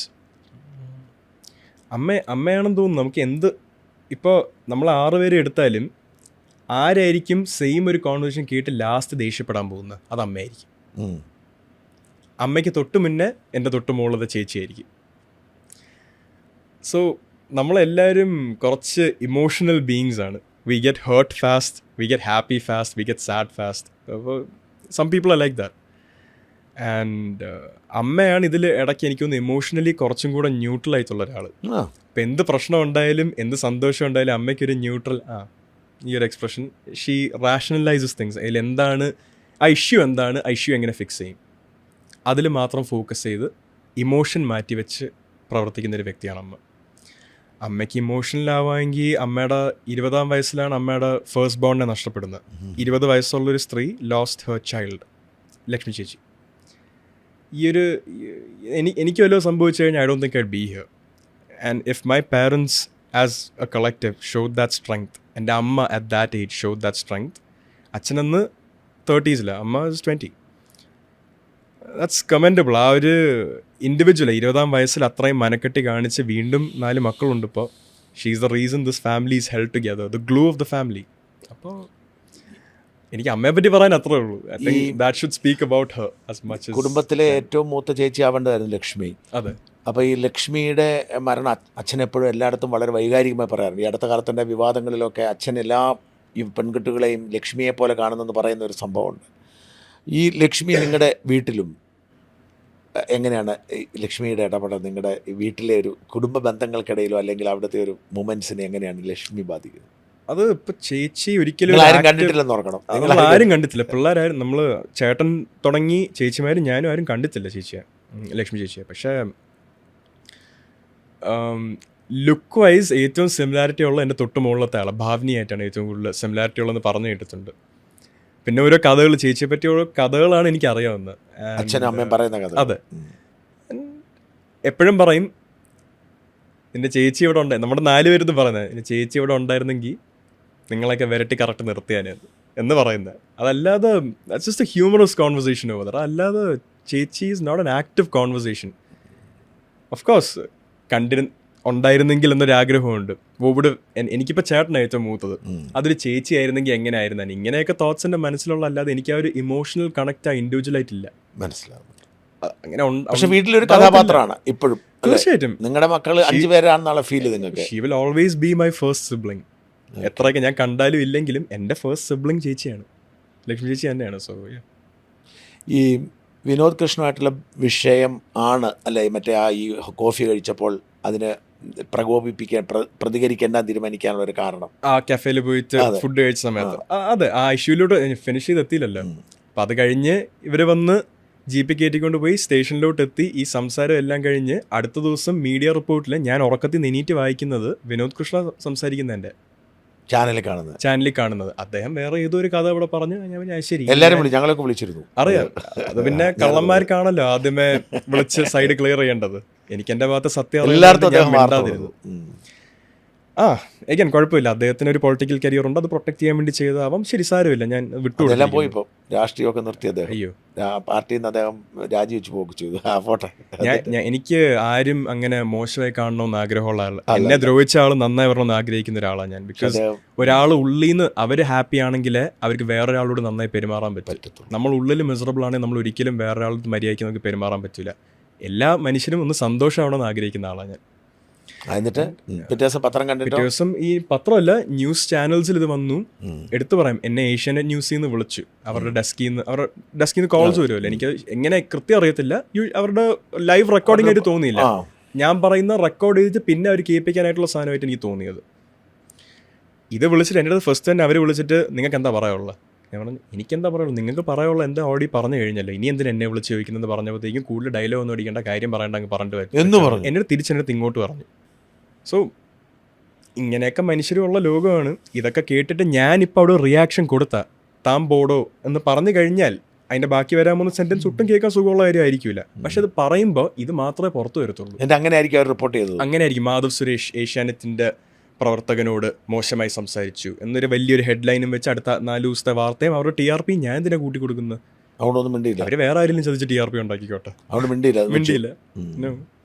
ഒരു ചാനൽ മാത്രമല്ല കേട്ടോ, ലൈക്ക് പൊതുവെ ഓരോ സന്ദർഭം അനുസരിച്ച് പല പല ചാനൽസും ഇങ്ങനെ. എനിക്കിപ്പോൾ പേരെടുത്ത് പറയാൻ പറ്റിയത് ഈ ഒരു ഇൻസിഡന്റ് ആയിരുന്നു. ആ സമയത്താണ് ഞാൻ വിളിച്ചത്. അതെ അല്ലേ? എന്നിട്ട് ഞാൻ ആ വേഷം കൃത്യമായിട്ട് കൊടുത്തു. അല്ല, സാറിൻ്റെത് ഫസ്റ്റ് വന്നത് വിനോദ് കൃഷ്ണയുടെ വേർഷൻ ആയിരുന്നു. അത് കഴിഞ്ഞ് സാർ എന്നെ വിളിച്ച് ചോദിച്ചു. അപ്പം ഞാൻ പറഞ്ഞു സാർ ഇങ്ങനെ ഓൾറെഡി പലരും ഇത് വിട്ട് കഴിഞ്ഞു പറഞ്ഞപ്പോൾ സാർ പക്ഷേ ഇതല്ല, എനിക്ക് കാര്യം അറിയാൻ വേണ്ടിയാന്ന് പറഞ്ഞപ്പോഴത്തേക്കും ഞാൻ സാറിൻ്റെ അടുത്ത് കാര്യമായിട്ടിരുന്ന ഫുൾ കാര്യം അന്ന് എക്സ്പ്ലെയിൻ ചെയ്തു. അത് പക്ഷേ ഞാൻ വളരെ ഭംഗിയായിട്ട് അവതരിപ്പിച്ചു. അതെ, എനിക്കൊന്ന് അതോടെ വിവാദം. പക്ഷേ സാറിൻ്റെ അടുത്ത് പറയും അന്ന് നമ്മളത് ഒരുപാട് പറഞ്ഞു പോകണ്ട സാർ, കാര്യമില്ല, നാട്ടുകാർ പറയാനുള്ള എന്തായാലും പറയും. അത് പറയിപ്പിക്കാനുള്ള മീഡിയക്കാർ നല്ല വൃത്തിക്ക് കളിച്ചിട്ടുമുണ്ട്. ഞാൻ മെയിൻ സ്ട്രീം മീഡിയ ആണ് കേട്ടോ പറയുന്നത്. അത്തരം ഒരു അനുഭവം പിന്നീട് ഉണ്ടാകാതിരിക്കാൻ ബോധപൂർവ്വം ശ്രമിച്ചിട്ടുണ്ട്. ഇപ്പം ആരെങ്കിലും എൻ്റെ വണ്ടി ഇടിക്കാൻ വന്നാലും ഞാൻ തൊഴുത് കാണിച്ചിട്ട് ഞാനങ്ങ് പോകും. അത്രേ ഉള്ളൂ. ഐ തിങ്ക് എൻ്റെ വണ്ടിയോ എന്നെ റോഡിൽ ശ്രദ്ധിച്ചിട്ടുള്ള ആരെങ്കിലും ഉണ്ടെങ്കിൽ, ഇത് കേൾക്കുന്നുണ്ടെങ്കിൽ അറ്റ് ദാറ്റ് പോയിന്റ് അവർക്ക് മനസ്സിലാവും. എന്നെ റോഡിൽ എവിടെയെങ്കിലും വെച്ച് അങ്ങനെ വണ്ടിയോലും ഇടിക്കാൻ വന്നിട്ടുണ്ടെങ്കിൽ ഞാൻ കൂടി പോയി ഇങ്ങനെ തൊഴുത് കാണിച്ചിട്ട് ഞാൻ അങ്ങ് പോകും. ഇപ്പം പ്രകോപനം ഉണ്ടാകുമ്പോൾ എന്ത് ചെയ്യും? പലപ്പോഴും വഴി പ്രകോപനം ഉണ്ടാവുമല്ലോ ഇത്തരം വഴിയിൽ വല്ല മൊത്തത്തിൽ. ജസ്റ്റ് സ്വോളോ ഇറ്റ്, വെച്ചങ്ങ് അടക്കുക. ഒന്നും പറഞ്ഞിട്ട് കാര്യമില്ല, നമ്മുടെ പണി നോക്കി നമ്മൾ പോവുക. അതിലോട്ട് എത്തിപ്പോയി. I don't want to be like this. ഞാൻ ആരെയും ഉപദേശിച്ച് നേരെയാക്കാൻ ഞാനും അത്ര ആപ്റ്റായിട്ടുള്ള മനുഷ്യനൊന്നും അല്ല. പക്ഷെ എന്തെങ്കിലും നമുക്ക് കാണുമ്പോൾ തെറ്റാന്ന് മനസ്സിലാവുന്നൊരു കാര്യം പറയാൻ പോയാലും ഇവിടെ കളിയാക്കലും കുറ്റപ്പെടുത്തില്ല. ഒരു ദിവസം എങ്ങനെയാണ് സാധാരണ മാധവൻ്റെ ഒരു ദിവസം എങ്ങനെയാണ്? എവിടെയാണ് താമസം കൂടുതൽ? വീട്ടിൽ ഞാൻ തിരുവനന്തപുരത്ത് ജനിച്ചു വളർന്നേ. ഇപ്പോൾ കഴിഞ്ഞ ഒരു 6 മാസമായിട്ട് ഇപ്പോൾ ഈ സിനിമയുടെ റിലീസ് തുടർന്ന് ഓരോ പോസ്റ്റ് പ്രൊഡക്ഷൻ വർക്കിലായിട്ട് കൊച്ചിയിലാണ്. ഇപ്പം നമ്മുടെ മലയാളം സിനിമയുടെ ഏറ്റവും കൂടുതൽ പോസ്റ്റ് പ്രൊഡക്ഷൻ വർക്ക് നടക്കുന്ന എറണാകുളത്ത്. സോ അതിൻ്റെതായിട്ട് അവിടെ വീടുണ്ട്, ഫ്ലാറ്റ് ഉണ്ട്. അവിടെ ഫ്ലാറ്റ് ഉണ്ട്, അച്ഛൻ്റെ ഫ്ലാറ്റ് ഉണ്ട്. അപ്പോൾ അവിടെ താമസിച്ചാണ് അപ്പോൾ ആരെങ്കിലും സഹായിക്കാനൊക്കെ ആളുണ്ടോ? ഒന്നില്ലെങ്കിൽ ചേട്ടൻ്റെ കൂടെയാണ്, അച്ഛൻ്റെ ഫ്ലാറ്റിൽ ചേട്ടൻ്റെ കൂടെ, അല്ലെങ്കിൽ ചേച്ചി അളിയനെ അവിടെ നിൽപ്പുണ്ട് വേറെ ഫ്ലാറ്റിൽ. അവിടെ ഉണ്ട്. അപ്പോൾ അവർ രണ്ടുപേരായിട്ടാണ് ഞാൻ മാറി തിരിഞ്ഞ് പോയി നിൽക്കുന്നത്. അപ്പോൾ അത് കഴിഞ്ഞ് സിനിമയുടെ വർക്കായിട്ട് നടക്കുന്നു, സിനിമയുടെ വർക്കായിട്ട് നടക്കുന്നു. അതെ. പുതിയ കഥകൾ കേൾക്കുന്നുണ്ടോ? തീർച്ചയായിട്ടും. ഇപ്പോൾ അംഗം അട്ടഹാസം ഇറങ്ങുന്നു, പുതിയ കഥകൾ കേൾക്കുന്നു എന്ന് പറഞ്ഞാൽ ഞാൻ അടുത്തൊരു 3 വർഷത്തിൽ ചെയ്യാനുള്ള പ്രോജക്റ്റ്. ഇപ്പം ഞാൻ സിനിമയിൽ സ്റ്റാർട്ട് ചെയ്ത രീതി, ഞാൻ സിനിമ കണ്ട രീതി എനിക്ക് തന്നെ അത്ര വർക്കൗട്ടായിട്ട് തോന്നിയില്ല. ഐ ഫെൽ ലൈക്ക് ഞാൻ കുറച്ചും കൂടി ഇൻവോൾവ് ആയിട്ട് പ്രോജക്ട്സ് ഡെവലപ്മെൻറ്റ് സ്റ്റേജിലോട്ട് അറിഞ്ഞ് ഞാൻ ആ ക്യാരക്ടറിന് പ്രോപ്പർലി പ്രിപ്പയർഡ് ആയിട്ട് ഇനിയൊരു ഓരോ സിനിമയും പോയി ചെയ്യാൻ പാടുള്ളൂ എന്നുള്ളൊരു അറിവ് എനിക്ക് തോന്നുന്നു. അപ്പോൾ വെറുതെ പോയി അഭിനയിച്ചിട്ട് കാര്യമില്ല. ധ്യാൻ അഭിനയിക്കുന്നത്, ധ്യാൻ അങ്ങനെ, ധ്യാൻ പറയുന്നത് എൻ്റെ തൊഴിലാണ്, ഞാൻ അഭിനയിക്കും കാശ് കിട്ടും, ആരും അഭിനയം അങ്ങനല്ല, ഇച്ചിരി ഇൻവോൾവ്. ഐ തിങ്ക് ധ്യാൻ ചേട്ടൻ അത് ചെയ്യാം. കാരണം ധ്യാൻ ചേട്ടന് ഇത്രയും വർഷങ്ങളായിട്ട്, എൻ്റെ ചേട്ടന് മുന്നേ വർക്ക് ചെയ്യാം, അപ്പോൾ അറ്റ്ലീസ്റ്റ് ഒരു 12-15 years ആയിട്ട് വർക്ക് ചെയ്യുന്ന ആക്ടർ. He's very experience. ധ്യാനിൻ്റെതായ ചില രീതികളുണ്ട്, അത് ആളുകൾക്ക് ഇഷ്ടമാണ്. പക്ഷെ അതൊരു രസമാണ്. അതെ. ഞാൻ ധ്യാൻ ചേട്ടൻ്റെ രീതിക്ക് പോയാൽ ചിലപ്പോൾ രസമാകില്ല. ഞാൻ വിചാരിച്ചു ഞാൻ എൻ്റെതായ രീതി കണ്ടുപിടിക്കണം. എനിക്ക് ഇപ്പോൾ സിനിമ നിങ്ങൾ മിക്കവാറും പല കഥകളും കേൾക്കാറുണ്ട് ഈ ദിവസങ്ങളൊക്കെ, ഒരുപാട് കഥ. ഇപ്പോൾ ഈ സിനിമ സെലക്ട് ചെയ്തല്ലോ, വേറൊരു സിനിമ ഫിക്സ് ചെയ്തിട്ടുണ്ടോ? ഉണ്ട് സർ. പക്ഷേ എനിക്ക് അത് ഇവിടെ പറയാൻ പറ്റില്ല. പറയണ്ട, ഇവിടെ എനിക്ക് ഈ ഒരു പോയിന്റിൽ ഇത് പറയാൻ പറ്റില്ല. അപ്പോൾ ഉണ്ട്. അപ്പോൾ അതുപോലെ പല സിനിമകളും കേൾക്കുന്നുണ്ടോ? അത് ആ സിനിമയെ പറ്റി ഞാൻ ഫസ്റ്റ് പറയാൻ പോകുന്നത് സാറിൻ്റെ അടുത്തായിരിക്കും. ആയിക്കോട്ടെ. അല്ല, ഞാൻ പറഞ്ഞു ഇതുപോലെ പല സിനിമകളും കഥ ഒരുപാട് കേൾക്കാറുണ്ട് സാർ. ഞാൻ മാക്സിമം എനിക്ക് വരുന്ന കഥകളെല്ലാം ഞാൻ കേൾക്കാൻ നോക്കും. ഇപ്പോൾ ഞാൻ അക്സെപ്റ്റ് ചെയ്യാനല്ല കേൾക്കുന്നത്, അല്ലെ റിജക്റ്റ് ചെയ്യാനും അല്ല കേൾക്കുന്നത്. കഥ കേട്ട് ഇപ്പം ഞാൻ ചെയ്താലും ഇല്ലെങ്കിലും പുതിയതായിട്ട് ഇപ്പം എനിക്ക് എൻ്റെ പുറകെ ഒരു കഥ പറയാൻ വേണ്ടി ഒരു പരിധി കൂടുതൽ എക്സ്പീരിയൻസ് ഉള്ള ആരും ഇതുവരെ വന്നിട്ടില്ല. കൂടുതലും വന്നിട്ടുള്ള പുതിയ ആൾക്കാർ. അപ്പം ഇതേ ആൾക്കാർക്ക് എൻ്റെ ഈ ചെറിയ അനുഭവം വെച്ചെങ്കിലും ഓക്കെ ബ്രോ, ഇങ്ങനെ ഒരു സാധനം നിങ്ങൾ ചെയ്താൽ, അല്ലെങ്കിൽ ഈ സാധനം നല്ലതാണ് ബ്രോ, നിങ്ങൾ കുറച്ചുകൂടെ വലിയ ടീമിനെ അപ്രോച്ച് ചെയ്താൽ നിങ്ങൾക്ക് നല്ലതായിട്ട് ഇത് സിനിമയായിട്ട് ഇറക്കാൻ പറ്റും എന്ന് പറഞ്ഞു കൊടുത്തിട്ടുണ്ട്. എനിക്ക് വന്ന പ്രോജക്ട്സിന് ഞാൻ എൻ്റെ സമപ്രായമായ എന്നെക്കാട്ടിലും ഇൻഡസ്ട്രിയിൽ റെപ്യൂട്ടേഷനുള്ള ആക്ടേഴ്സിനെ ഞാൻ പറഞ്ഞിട്ടുണ്ട്, നിങ്ങൾ ഇവരായിട്ട് ചെയ്താൽ കുറച്ചുകൂടി നന്നായിട്ട് ഇത് വരത്തില്ല എന്ന് വരെ ഞാൻ അഭിപ്രായം പറയുന്ന ആളാണ് ഞാൻ. I want movies to be good. എനിക്ക് സിനിമകളാണ് ഇന്ന് നന്നായി നിൽക്കേണ്ടത്. ഞാൻ മാത്രം നന്നായ പോരാ, ഞാൻ നന്നാവണമെങ്കിൽ ഇൻഡസ്ട്രി നന്നാവണം. അല്ല, അപ്പം ഞാൻ പറഞ്ഞ കഥകൾക്ക് നടക്കുന്നുണ്ട്. ഇപ്പം ഏതെങ്കിലും പ്രധാനപ്പെട്ട ആളുകളുടെ വന്നിട്ടില്ല ഇതുവരെ? അങ്ങനെ മെൻഷൻ ചെയ്യാൻ ഇല്ല. ഇപ്പം ഈ ഒരു സിനിമയിലൂടെ പ്രതീക്ഷിക്കുന്നു. ഒരുപാട് കഥകൾ കേട്ടിട്ടുണ്ട്. ഞാൻ verbally and contract wise agree ചെയ്ത പ്രോജക്ട്സ് ഉണ്ട്. ബട്ട് വളരെ റിയൽ ആയിട്ടൊരു ഇഷ്യൂ ഇപ്പം നമുക്ക് സംസാരിക്കുകയാണെങ്കിൽ, ഞാൻ ഒരു മാർക്കറ്റ് വാല്യൂ ഇല്ലാത്തൊരു ആക്ടറാണ്. എൻ്റെ ഫസ്റ്റ് 2 സിനിമകൾ എനിക്കൊരു മാർക്കറ്റ് വാല്യൂ തന്നിട്ടില്ല, ഞാനായിട്ടത് എടുത്തിട്ടുമില്ല. ഈ സിനിമയിലൂടെ അതാവുമെന്ന് എനിക്ക് ഒരുപാട് പ്രതീക്ഷയുണ്ട്, ഒരുപാട് ആഗ്രഹമുണ്ട്. കാര്യം എൻ്റെ ഒരു പ്രോജക്റ്റ് ഇനി മുന്നോട്ട് പോകണമെങ്കിൽ ആഫ്റ്റർ ദിസ് ഒരു പ്രൊഡ്യൂസറിനെ ഞാൻ എൻ്റെ ഫേസ് ഇതിൽ കാണിക്കുമ്പോഴത്തേക്കും തിരിച്ച് പൈസ കിട്ടണം എന്നുള്ളൊരു പ്രതീക്ഷ വേണം. ആ ഹോപ്പ് ഉണ്ടെങ്കിൽ അദ്ദേഹം എൻ്റെ സിനിമയിലൂടെ കാശ് ഇൻവെസ്റ്റ് ചെയ്യത്തുള്ളൂ. അതേപോലെ ഓരോ സന്ദർഭത്തിലും ഞാൻ ഹിറ്റ് ഡെലിവർ ചെയ്താലേ എൻ്റെ അടുത്ത സിനിമയ്ക്ക് ഒരാൾ വരത്തുള്ളൂ. അല്ലെങ്കിൽ എനിക്കൊരു റെപ്യൂട്ടേഷൻ വേണം, 5 ഹിറ്റെങ്കിലും ഡെലിവർ ചെയ്തൊരു ആക്ടറാണെന്നുള്ള റെപ്യൂട്ടേഷൻ. അതില്ലാത്ത സ്ഥലത്ത് ഇപ്പോൾ all I am getting is scripts. Suresh ഗോപിയുടെ മകൻ എന്നത് പോരാ, ആ ഡ്രസ്സ് പോരാ, ഒരിക്കലും പോരാ.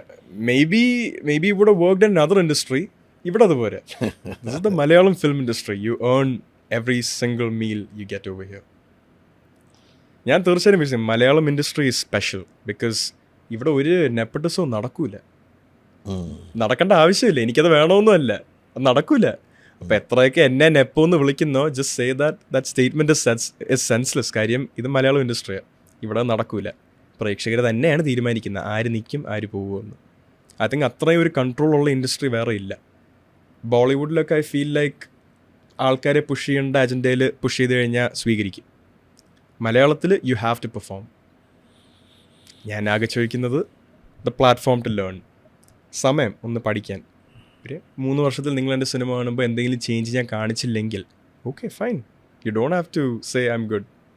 ബട്ട് ആ ചേഞ്ച് കാണിച്ചാൽ ഞാൻ ഇനി എങ്ങാനും ഒരു നല്ല പെർഫോമൻസ്, അതൊരു എന്നെ കാണുന്ന ആൾക്കാർക്ക് ജെന്യുവൻലി ബ്രോ ഇന്ന കാരണങ്ങൾ കൊണ്ട് നിങ്ങളുടെ പെർഫോമൻസ് കൊള്ളായിരുന്നു എന്ന് എനിക്കും കൂടെ വിശ്വസിക്കാൻ പറ്റുന്ന രീതിയിൽ എൻ്റെ അടുത്ത് ഒരാളൊന്ന് പറഞ്ഞ ഐ വോണ്ട് നോ ദാറ്റ് ഞാനത് എനിക്ക് സ്വീകരിക്കാൻ പറ്റുമെന്ന അഭിപ്രായം. അല്ലാതെ നാട്ടുകാർ ആ സമയത്തും, നാട്ടുകാർ ഞാൻ പറയുന്നു 10% ഈ നാട്ടുകാർ ആ സമയത്തും ഇവൻ സംഗീത മോനെ, ബീഫ്, ഗോമാത എന്നൊക്കെ പറഞ്ഞ് എൻ്റെ കമൻറ്റ് ബോക്സിൽ നമ്മൾ അനാഥരാണ്, ഗുണ്ടകളല്ല, ഇങ്ങനെ പറഞ്ഞുകൊണ്ട് വന്നു കഴിഞ്ഞാൽ ഒരിക്കലും ഒരു ആക്ടറെന്നോ ഒരു മനുഷ്യനെന്നോ നില എനിക്ക് ഗ്രോ ചെയ്യാൻ പറ്റത്തില്ല ഈ ഇൻഡസ്ട്രിയിൽ. I just hope I get the space. എൻ്റെ വർക്ക് ഞാൻ ചെയ്യും, എനിക്ക് പറ്റുന്ന എല്ലാം ഞാൻ തെളിയിച്ചിരിക്കും. പക്ഷേ അതിനുള്ള സ്പേസ് തരേണ്ടത് പ്രേക്ഷകർ തന്നെയാണ്. ആ ഒരു പ്രതീക്ഷയിലാണ് ഇപ്പം നിൽക്കുന്നത്. രാഷ്ട്രീയം ഒന്ന് മാറ്റി വെച്ചിട്ട് എന്നെ ഒരു ബഡ്ഡിങ് ആക്ടറായിട്ട് കാണാൻ പറ്റിയ കൊള്ളായിരുന്നു. ഞാൻ ശ്രമിക്കുക, ഞാൻ പുതിയതാണ് ഇൻഡസ്ട്രിയിൽ, 5 വർഷമൊന്നും ആയിട്ടില്ല, 3.5 years, 3 സിനിമ ഇപ്പോൾ കംപ്ലീറ്റ് ചെയ്തേ ഉള്ളൂ. എനിക്ക് പഠിക്കാൻ അവസരം കിട്ടിയാലേ ഞാൻ ബെറ്റർ ആവത്തുള്ളൂ. അവസരം എനിക്ക് വരരുതെന്ന് ആഗ്രഹിക്കണമെങ്കിൽ അത് എന്നെ അല്ല ഞാൻ ചോദ്യം ചെയ്യുന്നത്, എനിക്ക് അവസരം വരരുതെന്ന് ആഗ്രഹിക്കുന്ന ആളുടെ മെന്റൽ സ്റ്റേറ്റ് ഞാൻ ക്വസ്റ്റ്യൻ ചെയ്യും. എന്താ ഇങ്ങനെ ഒരാളെ പറ്റി മോശം ആഗ്രഹിക്കുന്നതെന്നുള്ള രീതിയിലേ ഞാൻ ആലോചിക്കത്തുള്ളൂ. പക്ഷേ ഐ ജസ്റ്റ് ഹോപ്പ് ഒരു അവസരം കിട്ടാൻ വേണ്ടി വെയിറ്റ് ചെയ്തു. ഇതാ അവസരം ആവട്ടെ എന്ന് ഞാൻ ആഗ്രഹിക്കുന്നു. അംഗം അട്ടഹാസം. കാര്യം സുജിത്തേട്ടനും അനിലേട്ടനും പിന്നെ സാമിലേട്ടനിലെ കോ പ്രൊഡ്യൂസറാണ്. ഇവർ 3 പേരും എന്നെ വിശ്വസിക്കാൻ അവർക്കൊരു കാരണം ഞാൻ കൊടുത്തിട്ടില്ല. എന്നെ കണ്ട് അവരുടെ ഒരു ഫെയ്ത്തിലാണ് അവരെനിക്കൊരു അവസരം തന്നെ ഈ സിനിമയിൽ. അപ്പോൾ അവർക്കും എനിക്കും ഇത് നന്നായി വരട്ടെ എന്നുള്ളൊരു പ്രാർത്ഥന മാത്രമേ ഉള്ളൂ എനിക്ക് സിനിമയെ പറ്റി. എന്തായാലും മാധവ്, ഞാൻ എല്ലാവിധ ആശംസകളും നേരുന്നു. Thank you. നന്നായിരുന്നു സംഭാഷണം എന്നാണ് എൻ്റെ വിശ്വാസം. സിനിമ വിജയിക്കട്ടെ. ഈ സിനിമയിലൂടെ ഒരു നല്ല അച്ഛനെ പോലെ ഒരു സൂപ്പർ സ്റ്റാറായി മാറട്ടെ എന്ന് പ്രാർത്ഥിക്കുന്നു. Thank you sir. എനിക്ക് പ്രേക്ഷകരോട് ഒറ്റൊരു കാര്യം പറയാനുണ്ട്. ഈ സിനിമയിൽ ഞാൻ മാത്രമല്ല ഉള്ളത്. അഭിനയിക്കുന്ന നിങ്ങളെല്ലാവരും സിനിമയെ കാണുന്ന ആർട്ടിസ്റ്റ് ഒഴികെ നിങ്ങൾ അത്ര ഫെമിലിയർ അല്ലാത്ത ഡയറക്ടർ ഉൾപ്പെടെ ഇതിൽ ഓരോ technician the technical team included, ഇവരെല്ലാവരും ഒരുപാട് കഷ്ടപ്പെട്ട് വളരെ ലിമിറ്റഡ് റീസോഴ്സസിൽ ബുദ്ധിമുട്ടി ചെയ്തൊരു പടമാണിത്. ഞാൻ ഈ പടത്തിലുണ്ടെന്ന് പറഞ്ഞോ അല്ലെങ്കിൽ എൻ്റെ അച്ഛൻ BJP ആണെന്ന് പറഞ്ഞോ, പ്ലീസ് ഈ സിനിമയുടെ ഇൻറ്റഗ്രിറ്റിയെ കൊണ്ട് കളയരുത്. ഈ സിനിമയുടെ വാല്യൂവിന് കാണാൻ പറ്റുന്നവർക്ക് കണ്ട് ആ സിനിമയായിട്ട് വിലയിരുത്തുക. എൻ്റെ സിനിമയായിട്ട് വിലയിരുത്തരുത്, വേറൊരു ഡയറക്ടർ എടുത്തൊരു സിനിമയായിട്ട് വിലയിരുത്തുക please. Thank you. Thank you thank you so much.